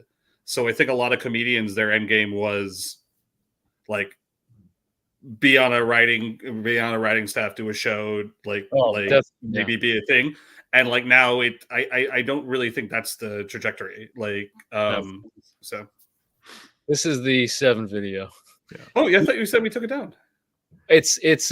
It's private. It's hidden on our channel. No, this is okay. We can talk over it though. We don't have to listen to it. It's Does more anybody like who was the actress who did this? She was Dan amazing. Carr. You think my decapitation was a wrathful sin? Imagine being a disembodied head stuck inside this box without DirecTV. It's really the same fucking joke that CollegeHumor did. DirecTV has so many HD channels, it makes me wish I was sitting at home on my couch next to my body instead of watching my husband become the monster he's trying to defeat. What's in the fucking box? And Carr's She great. was great. She was that last laugh is so great. Yeah. So get DirecTV and stop losing your head with cable. I'm a sucker for easy laughs, but Paul, was this you? Was this? Yeah, He's trying to It looks great. The lighting, everything. Color textures. We took some green screen and cut like a head hole in it, and then put a box over. And We shot this in your kitchen, Paul. Yeah, you and Jen, your kitchen. We shot this in. Yep. And let's see, I got a coming from Big Flippin' Boss sending $5 to say, hey Lou, did anyone ever tell you that you kind of look like Q from Impractical Jokers? And the answer is yes. I have been told that. And you might not know this, Big Flippin' Boss. I don't know if you guys know this either, but I was a quote unquote comedy producer on the first season of Impractical Jokers. And Greg is from Staten Island, where the boys from Impractical Jokers are. That's right. Do you want to talk about our first introduction to Impractical Jokers? I don't know what you're referencing, AJ, but go ahead. It was at the New York Television Festival. Okay, go on. I don't remember this. We did a pilot for Block of Pool Boys, and we were up against the Impractical Jokers pilot. Were we? Yeah, I don't remember that. So it's context. We made AJ, Lou, and I, and then Paul shot it. We made a pilot Blog of a Pool Boy that we shot in like, I don't know, 2 weeks. And we submitted it to New York Television Festival, and we won. We won Best Sitcom. And we won Microsoft Zooms. I won Best Actor for it. I don't remember being up against the Impractical Jokers, though. I'm pretty sure the Impractical Jokers were the other pilot. And, it just goes to show you how important the New York television festival credentials Right. are in You won terms it, we of your got- eventual success. Yeah. Sure. Paul, what do you remember about that? About the blog do of you, a pool boy? do you want to bring up Blog of a Pool Boy? You want to watch It's, the whole? it's an actual for the people who might just be discovering us. It's like a 20-minute pilot that we shot the whole thing, and it's available on the Greg and Lou YouTube page. Yeah, and you want to sit here and watch it all, the whole thing right now? No, not at all. Oh, it sounds like Lou does though. It Lou? wasn't the only pilot we shot. That's true. we shot a few. Yeah. Do you want to talk about one of the Paul? Well, one of them we basically shot in like 24 hours, which was crazy. We did. That was called Chokeout, and it was a sitcom about a mixed martial arts gym. That no one will ever see. Yeah. No one will ever Are see. you not? I'm did okay you with that. Not ever post that? No. I'm trying to find Blog of a Pool Boy right now. I don't know why, but I'm doing it. And there's silence. So while you're doing that, we got Flapstick coming in with 10 big ones. Thank you so much, Flapstick, who writes, as a guy who makes 7+ hour long compilations for a living, I can safely say you guys could grip a large enough audience with all your talent combined to make the content you do want to make. Wow. Flapstick. With all your talent combined, what 7+ hour long compilation? Yeah, what kind of compilations are you making, Flapstick? Slapstick. Let us know. What's going on, buddy? 7+ hours? What is that? Is that? It turns out I'm gonna assume we've all just been inside a Flapstick compilation. But I'll tell you what, if really exist. If there is a series that I would love for all four of us to get together and do more of, it comes. Warlos is saying MILF Hunters. No. Who was the cameraman? Yeah. But it was actually MILF Solicitors. MILF Solicitors, yeah. And the voice, if you guys remember MILF Solicitors, the voice in MILF Solicitors is AJ. He was behind the camera, and he's ashamed of it. Apparently, I'm sorry. So I will say this about MILF Solicitors: it is deeply funny.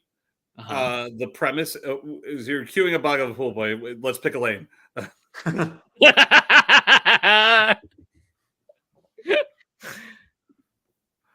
I don't know. We need to watch. Okay, fine. No, I just wanted to bring it up.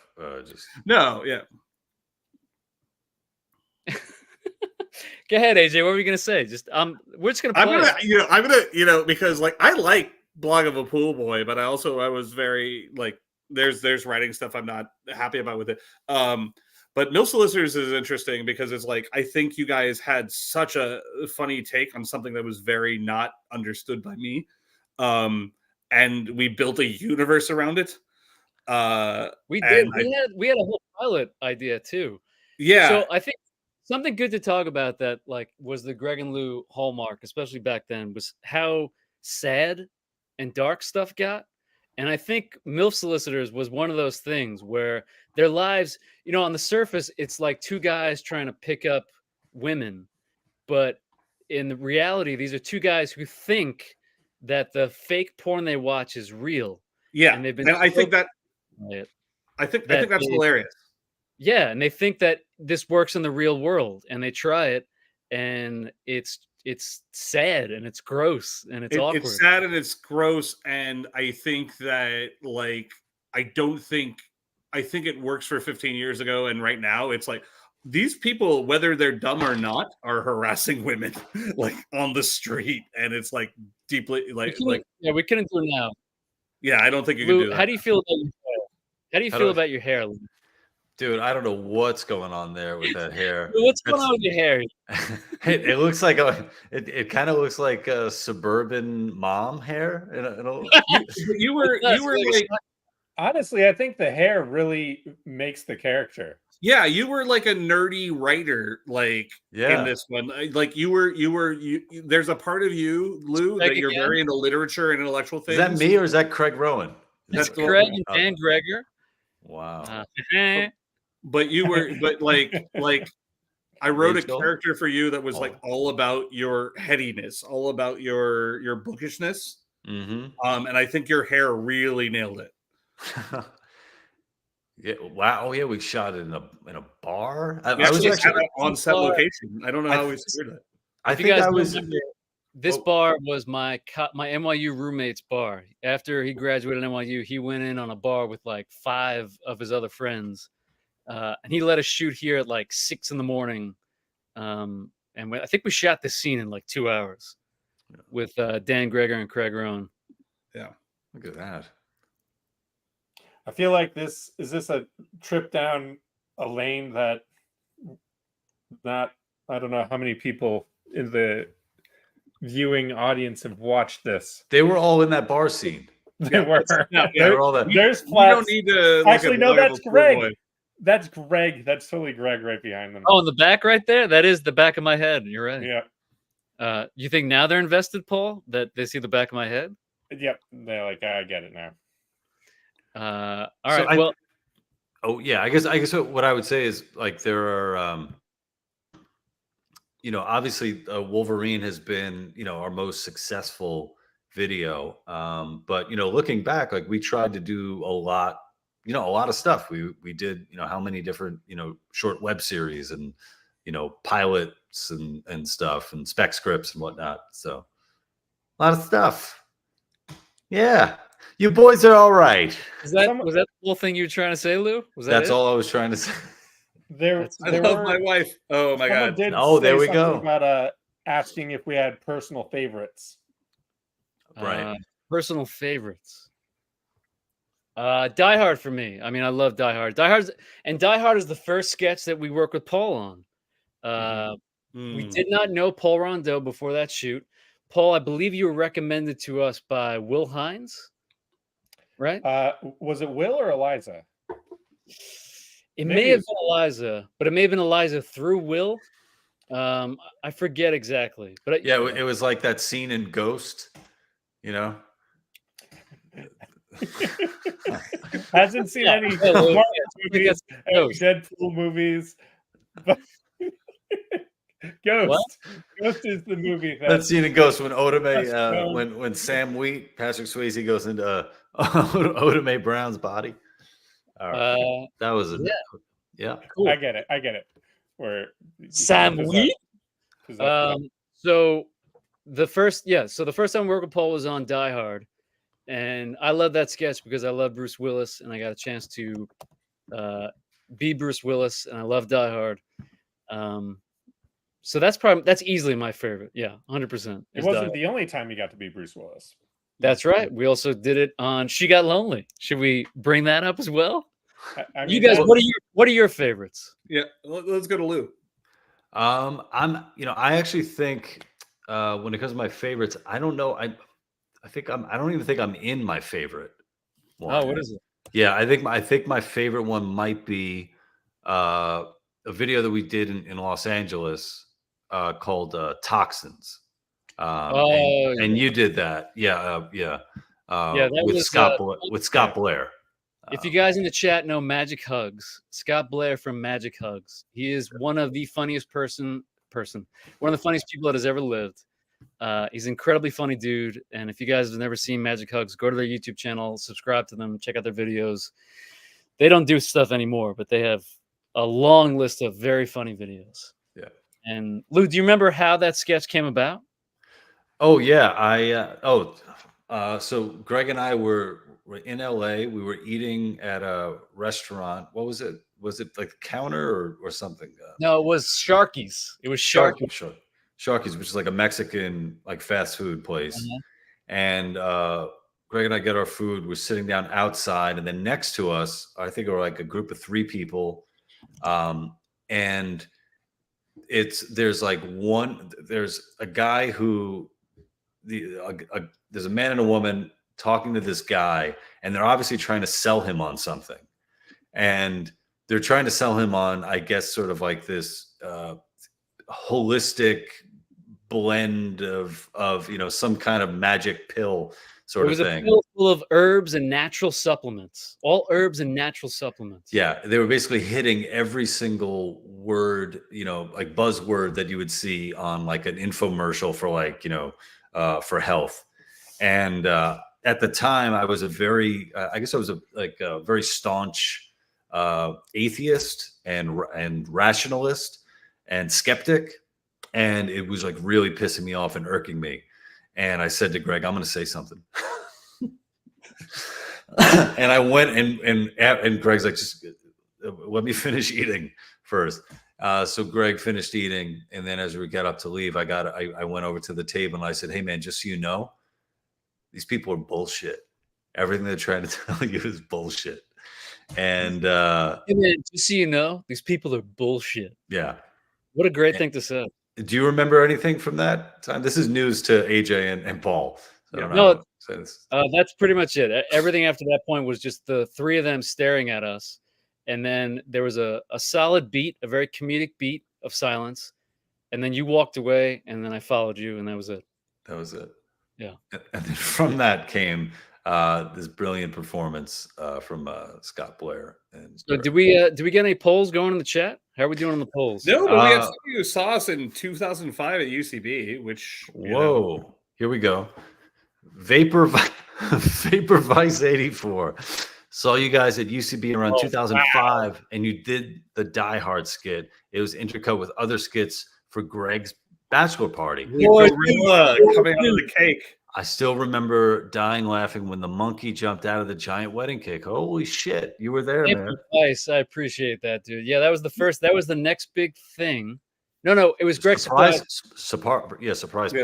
Yeah, that was our first show that got a run at UCB that AJ directed, and we ran for. Did we reach a year? We ran for close to a year. I don't think we gained a year. Not quite a year, but yeah. Bye, deconverted man. Somebody's leaving. Somebody's logging off. Bye. What's that? I'm looking at the chat, and somebody said goodbye, and I Oh, like to bye, say, deconverted I man. like to say goodbye to people. Thanks for stopping by, dude. Peace out to you as well. Yeah, that show was, I fucking love that show. Who was in the gorilla suit? Was that Sheldon or was that? Oh, Helen. It was Helen. It was Helen Helen. Frank, a goddess, wonderful lady. Oh my god, she's so cool. Great. But I think we had a few other people have to do it because Helen couldn't do it for the entire run. Yeah, Helen did it for the majority of it. Anybody in the that jumps out of a cake in a gorilla suit, and it's a payoff to like something was set up like in 4 beats. I want to keep the audience involved, but it was such a good moment. Well, the audience, anybody in the audience, were any of you in the gorilla suit? Just let us know in the comments, in the comment section. Throw us a super chat. Throw us $5, $10, $20 Canadian, whatever you got. Just let us know if you were there, 2005 UCB Theater, jumping out of a birthday cake in a gorilla suit. Hey, look, let's do a poll. Let's do a poll to see who was in the. Lou. Yeah, we got the poll. We got the poll going. Here we go. Oh, but Lou, when you set up the poll, can you set it up so everybody can have 3 votes and they can prioritize them in terms of weight? Like, I know that's a feature, so just if you could set that up, I think that would be really great for the people. Paul, did you ever see Surprise Party? Live? Yeah. Or- Was it over before we started working together? I think Paul I think it probably was. saw one of our 2 of the long running live shows. I forget which one came before which. I definitely saw the second one. The second one was the art show. What the hell was that called? Grand Theft Art. Grand Theft Art. Oh, yeah. Yeah, he definitely saw that one. If Horrible anyone name. saw Theft Horrible Art- name that I'm sure was my fault, and I apologize. Well, you are the gaming nerd, so probably. Yeah. I don't remember. Were there other names that were up for debate with that? I don't know. I had the type every of sketch is personality a that would masterpiece. argue people into like, here's why this thing was right, and then you'd accept it, and then it would hit the public, and you're like, oh, well, that sucks. So here's my second Bruce Willis. This was a parody of The Last Boy Scout, which is a fantastic movie if you guys have never seen it. And there's this very specific scene where Bruce Willis's character finds out that his wife is cheating on him with his partner. You were very into very specific scenes. Yeah, I mean, the best parodies aren't they?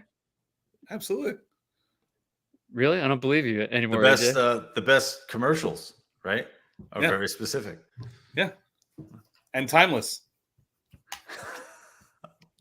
Wow, the air just went out of this show. Well, seeing as how there's all the steam in the shower, but your hair's not wet, so we're talking about somebody else. A male somebody, because the toilet seat's up. I don't know what the fuck you're talking about, Bruce. I'll ask you again. And his Who's the guy name in is the closet, Bruce. Sarah? Jesus Christ, nothing ever changes with you. You've got some nerve accusing me of this shit. Nobody's in the closet? No, nobody's in the closet. Okay. And then nobody in the closet won't mind if I put a bullet in it. You're fucking crazy, Bruce. Truth is a beautiful thing, Sarah. Go ahead, shoot the closet. 3, Do it. 2, Go for it. 1. Wait. My partner, Sarah?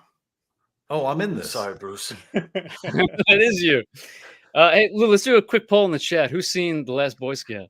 Last Boy Scout. Any Last Boy Scout? No. Boy But Scouts do out it. Do it with the widget. Can you do it with the widget? Can you do the digital? Can you just click? You just right click on the poll. I'll have you guys know if there are any Last Boy Scouts there. We have a scout leader with us right now. His name's Paul Rondeau. Hit him up in the super chat. We got $5, $10, $20 Canadian. Whatever you got. I'm gonna dance a jig. I swear There to we God. go. We're looking Also for voting in She Got Lonely. You That's want me, Eliza Joe? Skinner. We Easy, work with Bruce. her a Don't do whole nothing lot. stupid. She is probably one of the smartest comedians working right now. Like she's great. Yeah. Vapor Vice 84, who saw us back in 05, says Greg's Willis impression is spot on. The voice, the mannerisms, facial expressions. Seen this flick like 20 times. Wow, Vapor There we Vice. go. I appreciate that. That means so much to me. That is Eliza Skinner right there. She is an incredible actress that we shot tons of stuff with. Yeah. And I directed her one-woman show at UCB called Shameless. That was incredible. I don't know if anybody in the chat. Lou, let's do a poll real quick in the chat. Who's seen Shameless? We got the just right polls click. going right there. Just go to poll, make new poll. Make new How poll. is it this hard to do a poll, Lou? Seriously. There we go. Edit layout. At any point, I could just leave. Might just do that. So what else do you guys remember from this shoot? We shot this at my parents' house in the guest room. Anything else? Is that it? How many sketches total? If you just spitball bar napkin math, were either shot in your house. Bar napkin math? What? Bar napkin, yeah, spitball bar napkin math at your dad's place of work or at your house. Like how many sketches total did we shoot there? Well, we also shot Hammercat stuff in my dad's office, if you remember. If you remember the psychic hotline sketch that we shot where Donald was Miss Cleo, where Donald Glover was Miss Cleo. I don't know if that's up anywhere, but we shot that at Dad's house, Dad's office. We out of respect for Donald, I don't think we should shoot that. So we probably shot, I want to say 5 sketches. Oh, look at this. Kevin Hines about to pop through the wall right there. Beautiful. And that was a totally separate shot that we did at Paul's apartment that we made a full wall, right? Didn't we buy a full wall? Yeah, we just bought a big chunk of drywall. How much was that? Oh, wait. Oh, this is can you play this part? Hold on. Who's the guy in my mouth? Yeah. Who's the guy in my mouth, Sarah? There's no guy in your mouth. I just don't want you to kill yourself. We can fix this. I love you. Really? Yeah.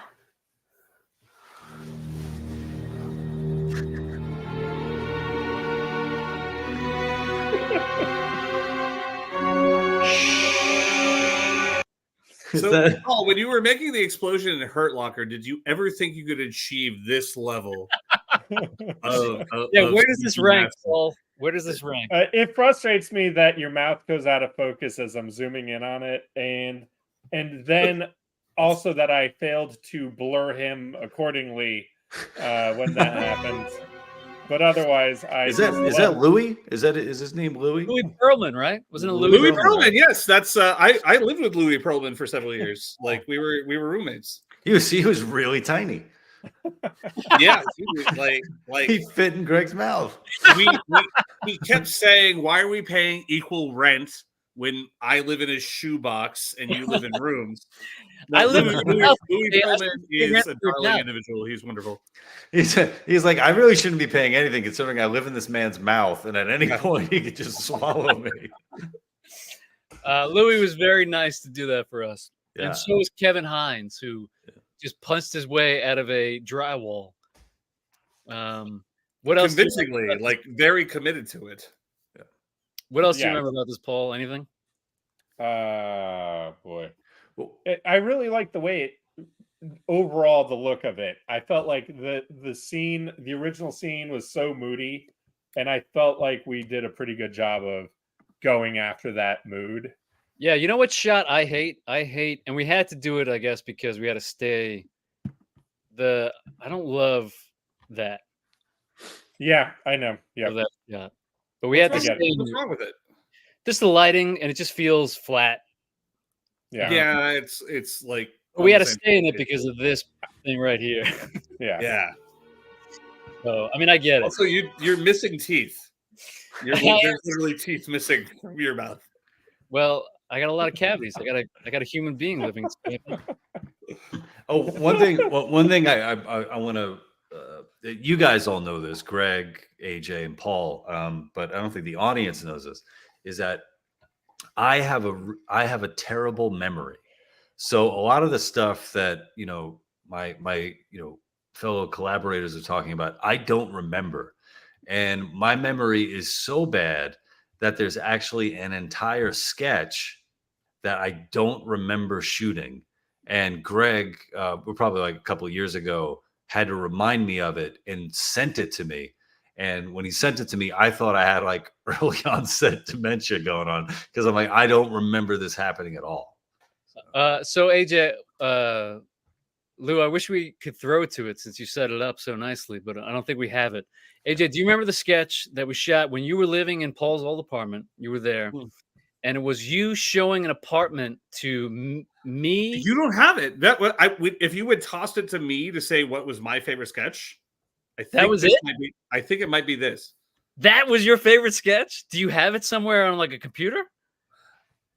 I don't remember everything. So you keep going and tell me what it is, and I will tell you what I remember about it. So it's you showing an apartment. I'm pretty sure it was me and Rachel. We're looking at an apartment, and you're like trying to sell us on an apartment, and then stuff keeps disappearing, and then I think it ends with me like being alone, and everybody is imaginary, and I'm by myself. No, I think not it. Yeah, no, that is absolutely it. I know the premise is, I think it's you and Lou fighting as friends. And two different sketches. No, hold on. Go ahead. Because I think you're mixing them because you start fighting and then he says, because I'm imaginary, he disappears. And then the joke is that you disappear.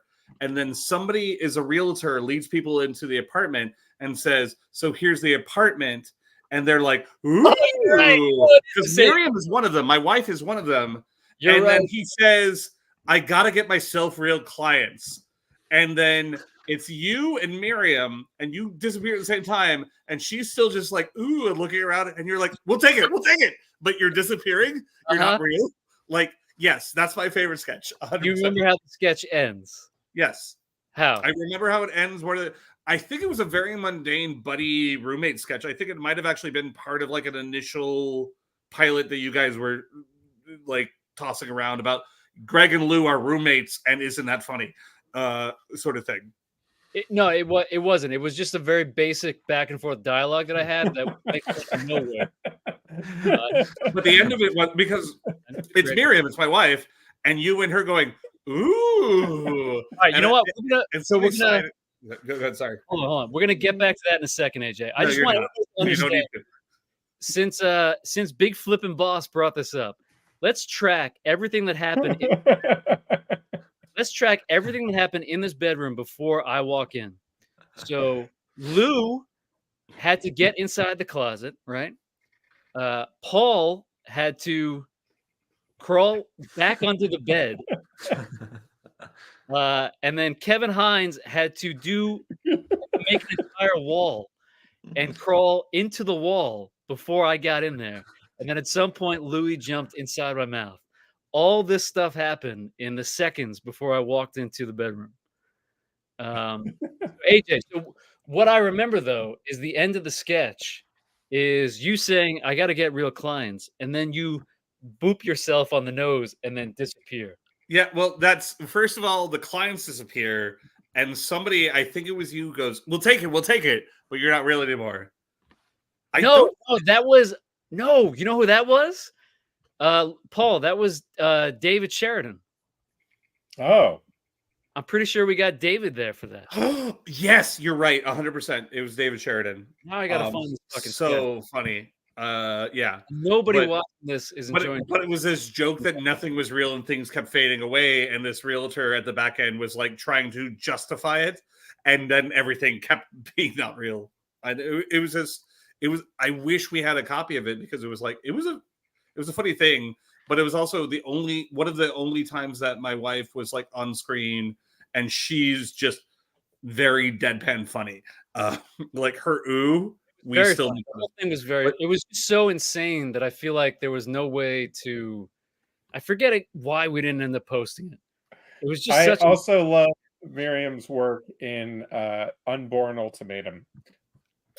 Oh no! Well, now we have to watch that. I don't remember what she did. What did she do in that? Remember that? Very. She gave great face in that sketch. We're gonna check it out. But please talk amongst yourselves. Yeah, she. So Miriam, by the way, if it was not past her bedtime, she would have talked about Wolverine claws because she was absolutely there and instrumental. She was helping out. She was moving her lights and props and whatnot. Because again, it was in our house. But Miriam helped out with a number of the sketches, and just is like not the type of person who likes to be on camera. Has a very deadpan sense of humor, and every once in a while, if you got her on camera for like a very small moment, it was magical. So yeah, because so yeah. All right. Yeah. Hang on. I actually think Hang that on. I gave you 20 seconds of dead air time. If it wasn't for her No. performances, Okay, I don't but- know if that marriage would ever have happened. Yeah. So, Could you? So really quick before you just Assault. unpause this. No, stop for a second, Greg. Please. Okay, AJ, go ahead. Go. Please give context to this. You give This requires deep context. Go ahead, AJ. Give context. No, I want you to. You're queuing up. Okay. So we made a series of sketches for the Just for Laughs comedy festival. And we sort of sold them on this idea of a progressive video game company that would make sketches like pulled from today's headlines, like Law and Order, that would comment on stuff that was going on in the news. Controversial stuff happening in politics and culture. So we made a series of videos of different games, and one of them was called the abortion video game, The Unborn Ultimatum. Oh God, I don't even know if I want to show this. Like, Yeah, the joke of it was very misguided activism. That way, it was before. Oh no, it's like you could play. It was basically like you could play any of the characters involved in this thing. We don't have to watch it. I don't remember a lot of this, but I'm seeing Miriam's face now, and I'm like, oh my God. Okay, well, you guys made it real awkward now. So I guess we're not going to watch it. No. I think you showing that thumbnail and giving the context was enough. I think. Yeah. That's actually a shot later on that I was specifically thinking of. Let's do a quick poll. Was that enough context? Was that enough context for you guys?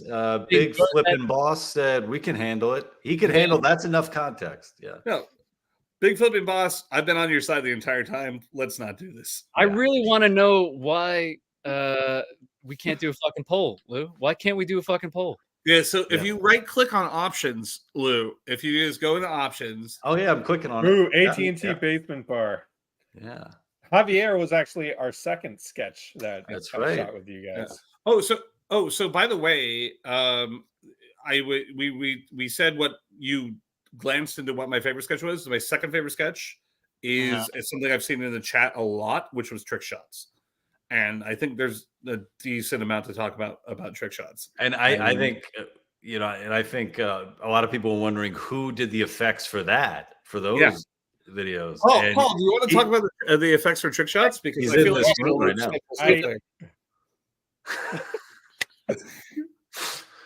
Where's Trick Shot? Oh no.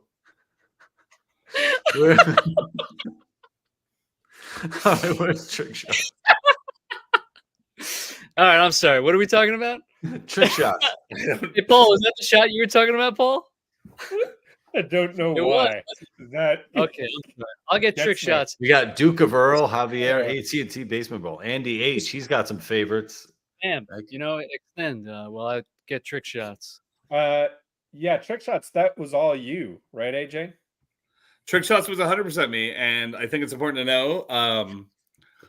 I am not a film editor or a director. In fact, like I'm bad at everything. But I was I had the most technical acumen before you came into the scene. I think what you did with trick shots was exactly. AJ, hold on. AJ, what did you? You're bad at everything. I'm bad at pretty much everything I do compared to the people who are good at it. AJ, you were a fantastic director. Stop it. That's right. Okay, well, yeah, sure. Directing is fine.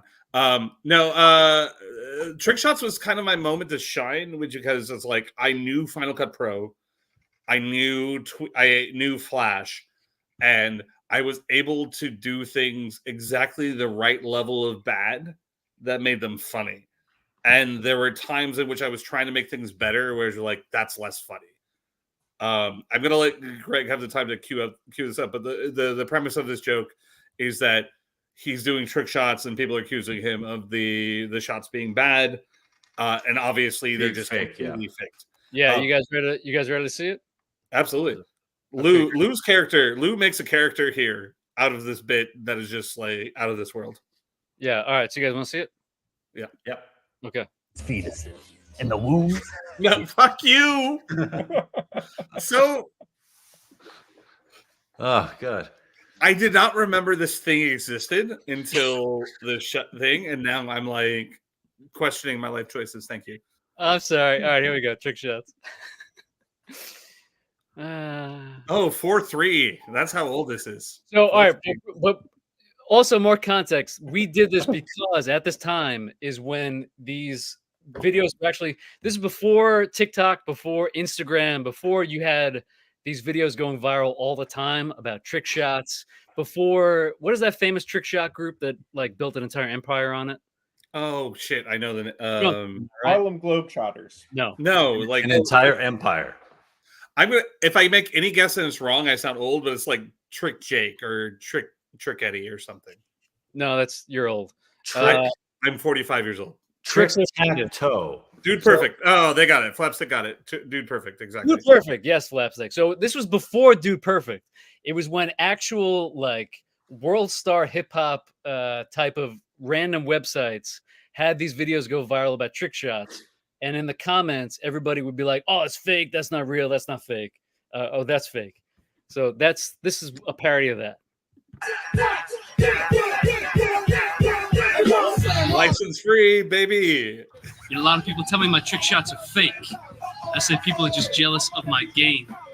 Yo, pass me the ball. I call this the rainbow. Wow. I call this the bend around.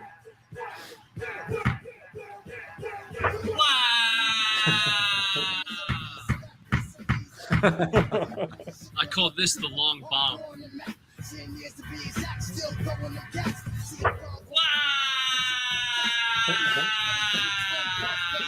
Back the fuck up, coming through color, get your slam on. Y'all the hardest niggas in rap, you dead wrong. Y'all the niggas sitting on 20s with. I call this the lucky penny.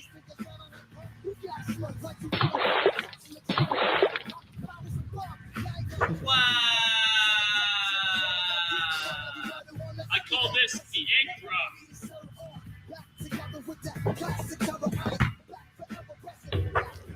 Wow.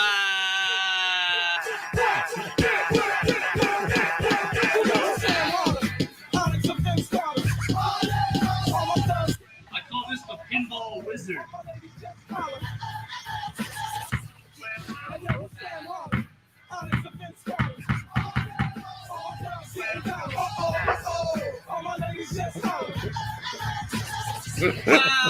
I call this this friendly fire.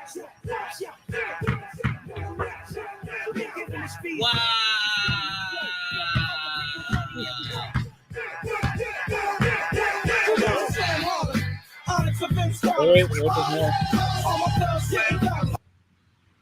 I can confidently tell you I had a panic attack editing this. This is the kind of shit that I love. This Yeah, nothing. like This is just nothing. I just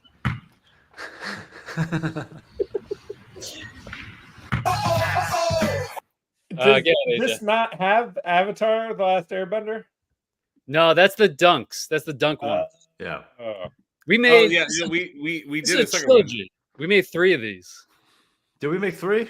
Yeah, there's a trilogy. We made 3. Wow. Yeah. I'm Flapstick so says bad it's at everything super in terms of, cathartic like- watching you guys watch the first video I ever watched of yours. Watchception. This was the first video. Wow, what a way to be! Wow, what a way to be introduced to us. This And is I think the I'm on-ramp. just, I think This I'm is just the doing on-ramp to Flavor the Greg Flav. Lou's Zeitgeist. What was that, AJ? This is the on ramp to the Greg and Lou Zeitgeist. You think so? I love Lou lurking in the background.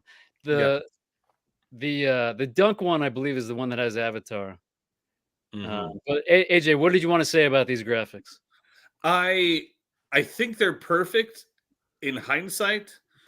I was just learning how to do these things, so like this is what if somebody like starts like video game college now, they're like, oh, you can set anchors and waypoints, and you can tween objects, and like I do like masks at the end. There's just like there's so much about this. It's like the badness is the point, but the badness was not always intentional. Like I was trying to make it bad, but not as bad as when I look at it now when I'm like, oh god. But I think that actually makes it better because it looks like someone. It looks like I someone agree. really did try their hardest to make it look good. Yeah. So I was playing a character that had no idea how to make it good. Right. I was actually like, I think for the purposes of this sketch, it's your character. Right. Oh yeah, totally. Yeah. Yeah. And for that thing, yeah, it's like, every mistake is fucking hilarious. That's and- my house. I'm on the top of my house there. Yeah.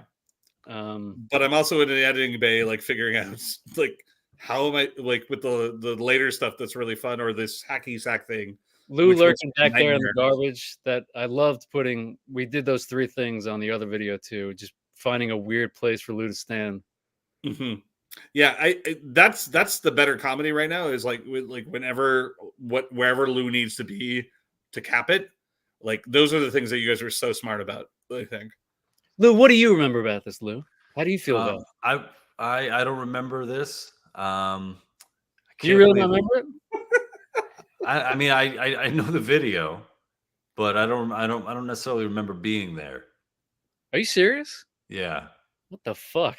I know, dude. My memory, and it's not like I don't do drugs. So whatever's happening to me is just, evolution. I don't know. Just saying he doesn't need these memories for some reason. The chat has been requesting Javier, and as much as I know Paul wants to see Avatar: The Last Airbender, the dunk. We'll do Last Airbender real quick, and you nerds can talk about Last Airbender, and then we'll go to Javier. Yeah. Lou, let's do a poll real quick about what videos everybody wants to see. So let's do a quick poll. Yeah. Cool. So, Why the fuck did Perez- why did Perez- control P for poll, Hop up. and then you just have to do the I wrote pedo in the comments. All you need to do. Hold on, AJ. So you write Pero as Lou, it also comes up as Greg and Lou? Yep. I don't like that. Don't do that. Pero. Go ahead, AJ. I was just trying to help Lou make a poll. Oh wait, you can make a poll? Can you? Are you guys just messing with me? Are you Control fucking P- serious? Yes, you can make a Control fucking P, poll. Control P for poll. Lou, Control what P on your the keyboard fuck? right now. Control P. Yeah, no, right click on. There's an icon that should be popping up. Right click on it. No, it's for printing.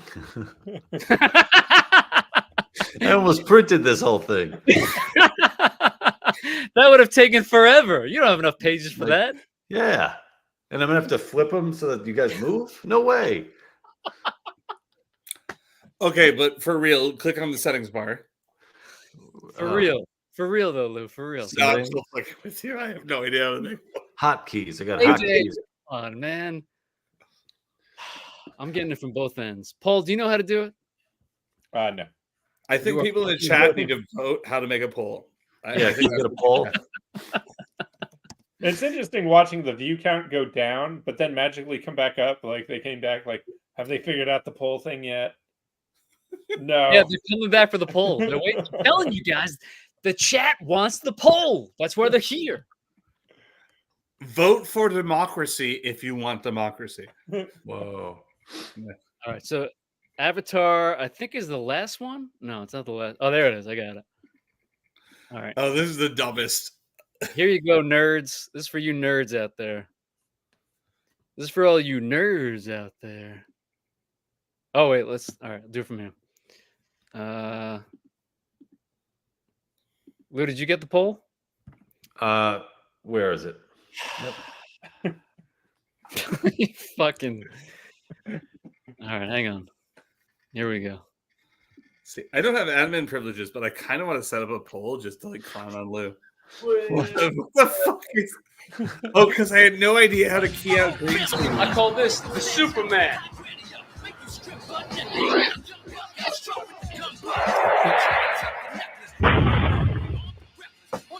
That was real. Yo. I call this the last airbender.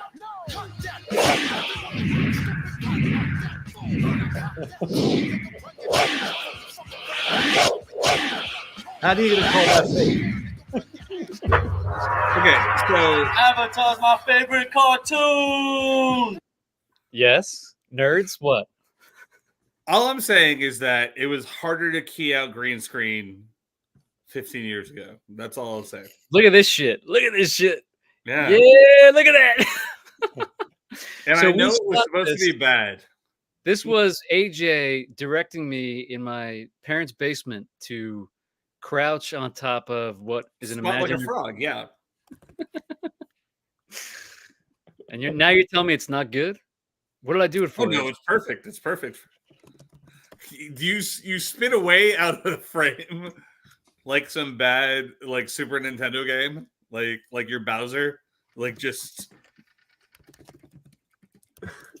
Paul, is that what you wanted to see? Did we? Yep, you got it. And it sounds like you are getting some feedback from Flapstick on how possibly to make a poll.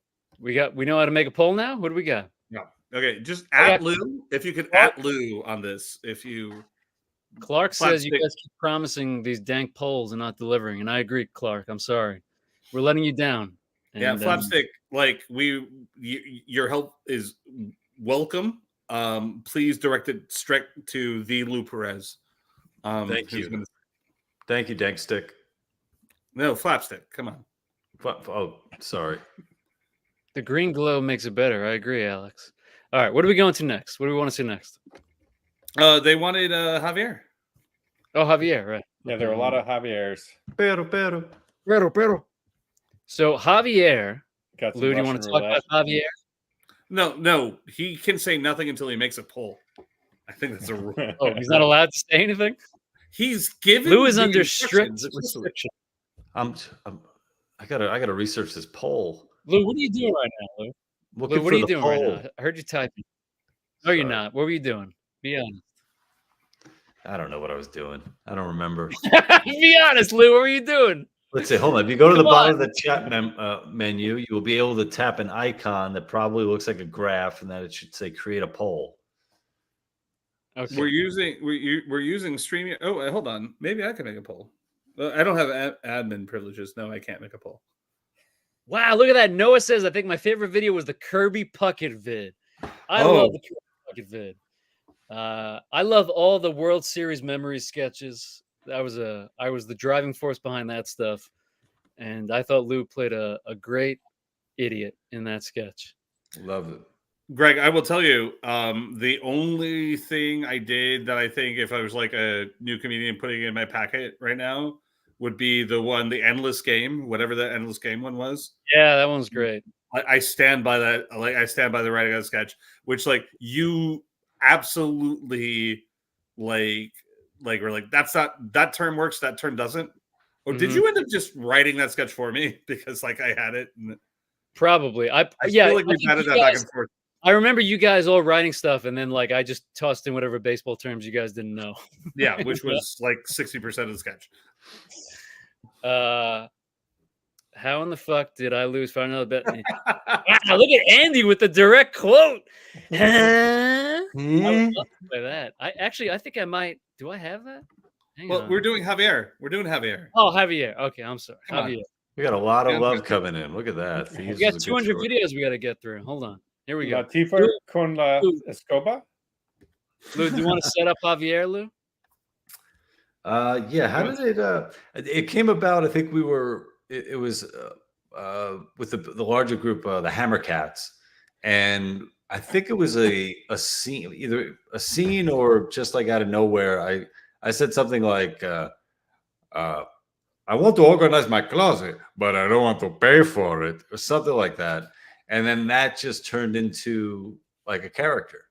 So it came from a Hammercat sketch? I don't remember that. Yeah, I think it came from like an improv scene. It was a fuck around when we Yeah. were Yeah. Fuck around. But like Um, absolutely I don't want to pay for it, just had to be its own thing. So we shot this. I don't know if anyone is familiar with New York pizza, but we shot this. My aunt owns Danino's, and we shot this at Danino's in Staten Island, which is a famous pizza place. I want to give my wife a baby, but I don't want to pay for it. So we shot this at Danino's, which is a famous pizza place in Staten Island. And Lou, to this day, whenever I go back there, there are still guys who work there, and they are Mexican. And every time they see me, they go pero pero. No, really? Swear to God. And they speak Spanish. That's They crazy. speak Spanish. They still work there, and every time they see me, they go, "Hey, pero pero." So, all right, I guess we'll play this whole fucking thing.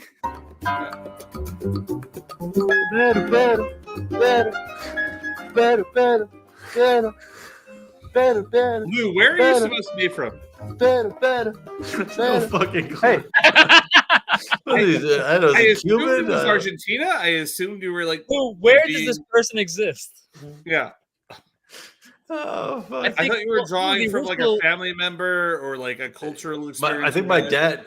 When I played this for my dad, I think he's like, "Who's that?" He's like, "Is that your super?" In the building that I was living in. Well, and the my dad's original- got a crazy thick accent. The full title for this was originally Javier, the Fastidious Argentinian. Oh yeah, yeah. Fastidious Argentinian. Yes, I remember that in a bunch of drafts. The Fastidious Argentinian. What can I get you? I don't mean to trouble you, but I would like something to make me feel good. Something to make me drunk. Okay, all right. We got liquor, we got beer. Oh, that's good. But you see, I want to get drunk, but I don't want to pay for it. It's a cash bar, so I see. But you see, I give you something.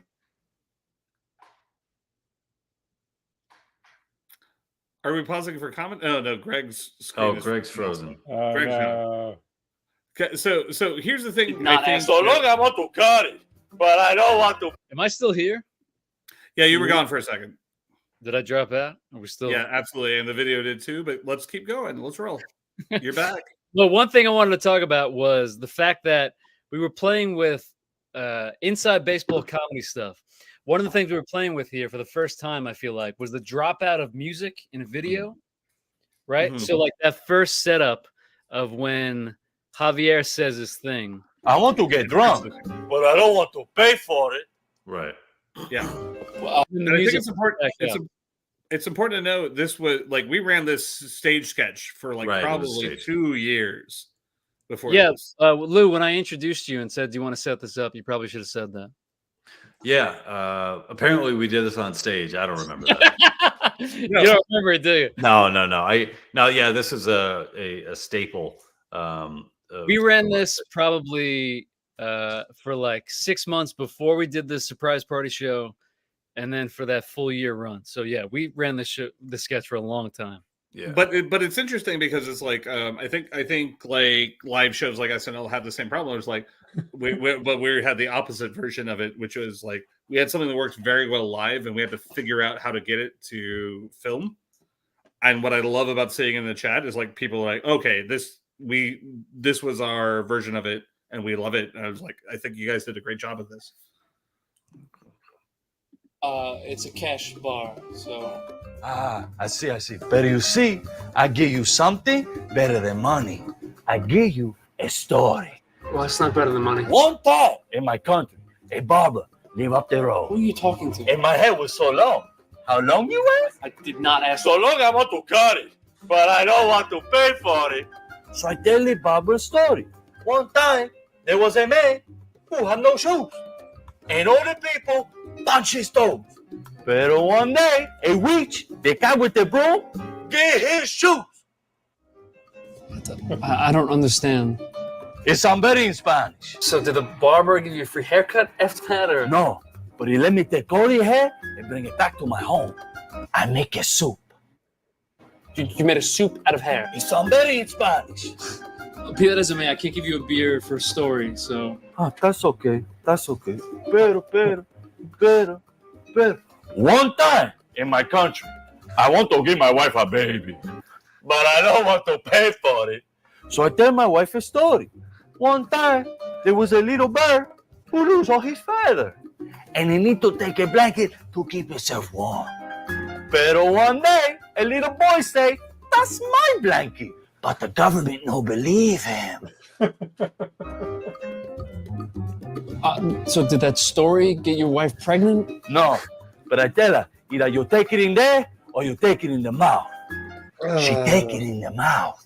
That's awful. That's disgusting. I'm sure there's no language that would sound better in. Perhaps another story. You know what? You want a beer? Yes, but I don't want to pay for it. No, I got that. Here, This it's dude on is me. so not from Argentina. It's a beer, and I don't have to pay for it. That's my number one That's good. problem with this sketch is that he's clearly not from Argentina. I tell you a story anyway. Please don't. No, nothing is for free. Nothing is for free. Una vez, en mi país, un hombre borracho se cagó pupú en la cama de una bruja negra, la tipa con la escoba. Pero un día, ella dice, no es el baño, es mi cama. What is that? A drunk I don't man speak goes Spanish. into Somebody in house English. with a broom. Pero. He gets in his house. She's like, "That's the not bed. yeah, Let's have a drunk guy shit in the bed of, in the bed, of a like, black that's not- witch. Yeah, The type with a broom. Yeah. typical de escoba. La tipa con la escoba. Oh my god. Yeah, I still love that sketch. I still think it's great. I'm sorry that you had a wireless mic pack on, and you were so loud that you were overmodulating it, and I don't know how I missed it on set when I was doing. Well, no, Paul, if you don't remember, we had a problem editing this sketch because I believe the refrigerators were on for half the shots. Oh yeah. I think AJ, you may have asked maybe Sheldon to try and cancel out the audio. I forget exactly what we did, but there were a lot of audio problems. I remember. It was a bit of a shit show. I think some of the lights were also like the bulbs at the time were making like a vibration. Like it was hard to get this was one of the things where it's like there are sketches that like, you get to shoot very easy, and there are sketches where you get to shoot very hard. This one we ran it for over 2 years on stage, and it just was the hardest thing to capture on film. But I think the end result was great. Yeah, I think so too. I just remember the shoot was, and again, it was one of our first shoots. Maybe was it the second sketch after Die Hard? Basically, is that what this was? Maybe, so. yeah. It would have been. Yeah. I'm trying. It was. You mentioned the location. I'm trying to remember that. I'm pretty sure this is the second sketch we did. So we had to shoot early morning in a Staten Island pizza place, and we had probably 2 hours to do it all. So I think we did a great job. Yeah. Somebody brought up Oscar Party. I'm gonna toss that up because I love that sketch. Yeah. Bigfoot Boss also brought up mentioned Oscar the Party. Christmas. Noah, what's up? What's up, Noah? I appreciate you mentioning the Oscar Party sketch.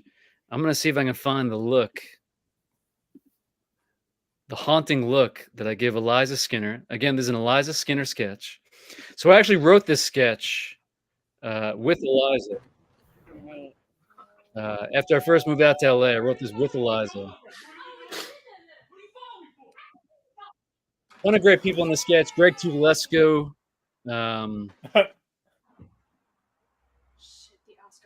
Ptolemy actually directed this. Like, Tukes was also in Take the remember Shot, the which look. I think he was really good in. oh yeah, you're in that too, AJ. Take the Where's shot. the haunting look, Noah? Which haunting look? That look right there? Is that it? That's pretty haunting. Is that it right there? That's pretty haunting. All right, let me bring up Take the Shot. And we should Lou, probably did you figure out how to do a poll? Yeah, and every time I try to do the poll, I just keep looking at the clock. We've been going a while, boys. We're going 2.5 hours, and I know we have. I don't know how long you want to go. How long you want to keep going? Lou, Do you want to go 15 already years? Friday. 15 more years? Lou, If that- we could make a poll, that you we could understand how we want to end it. I think this ends when you make a poll. I think that's the end of this stream. Release us from our earthly bonds. Make a poll. Yeah, Lou, if you AJ figure out how to make a poll, I'm willing to end this stream. Wait, I got to figure that. That's the only way I'm getting out of this? The only way you're Oh, getting out of it. Oh, shit. AJ is talking to us from Friday now. Yeah, that's correct. All right. I guess we probably should close it up since Lou pointed that out. Any closing thoughts? How do you guys feel?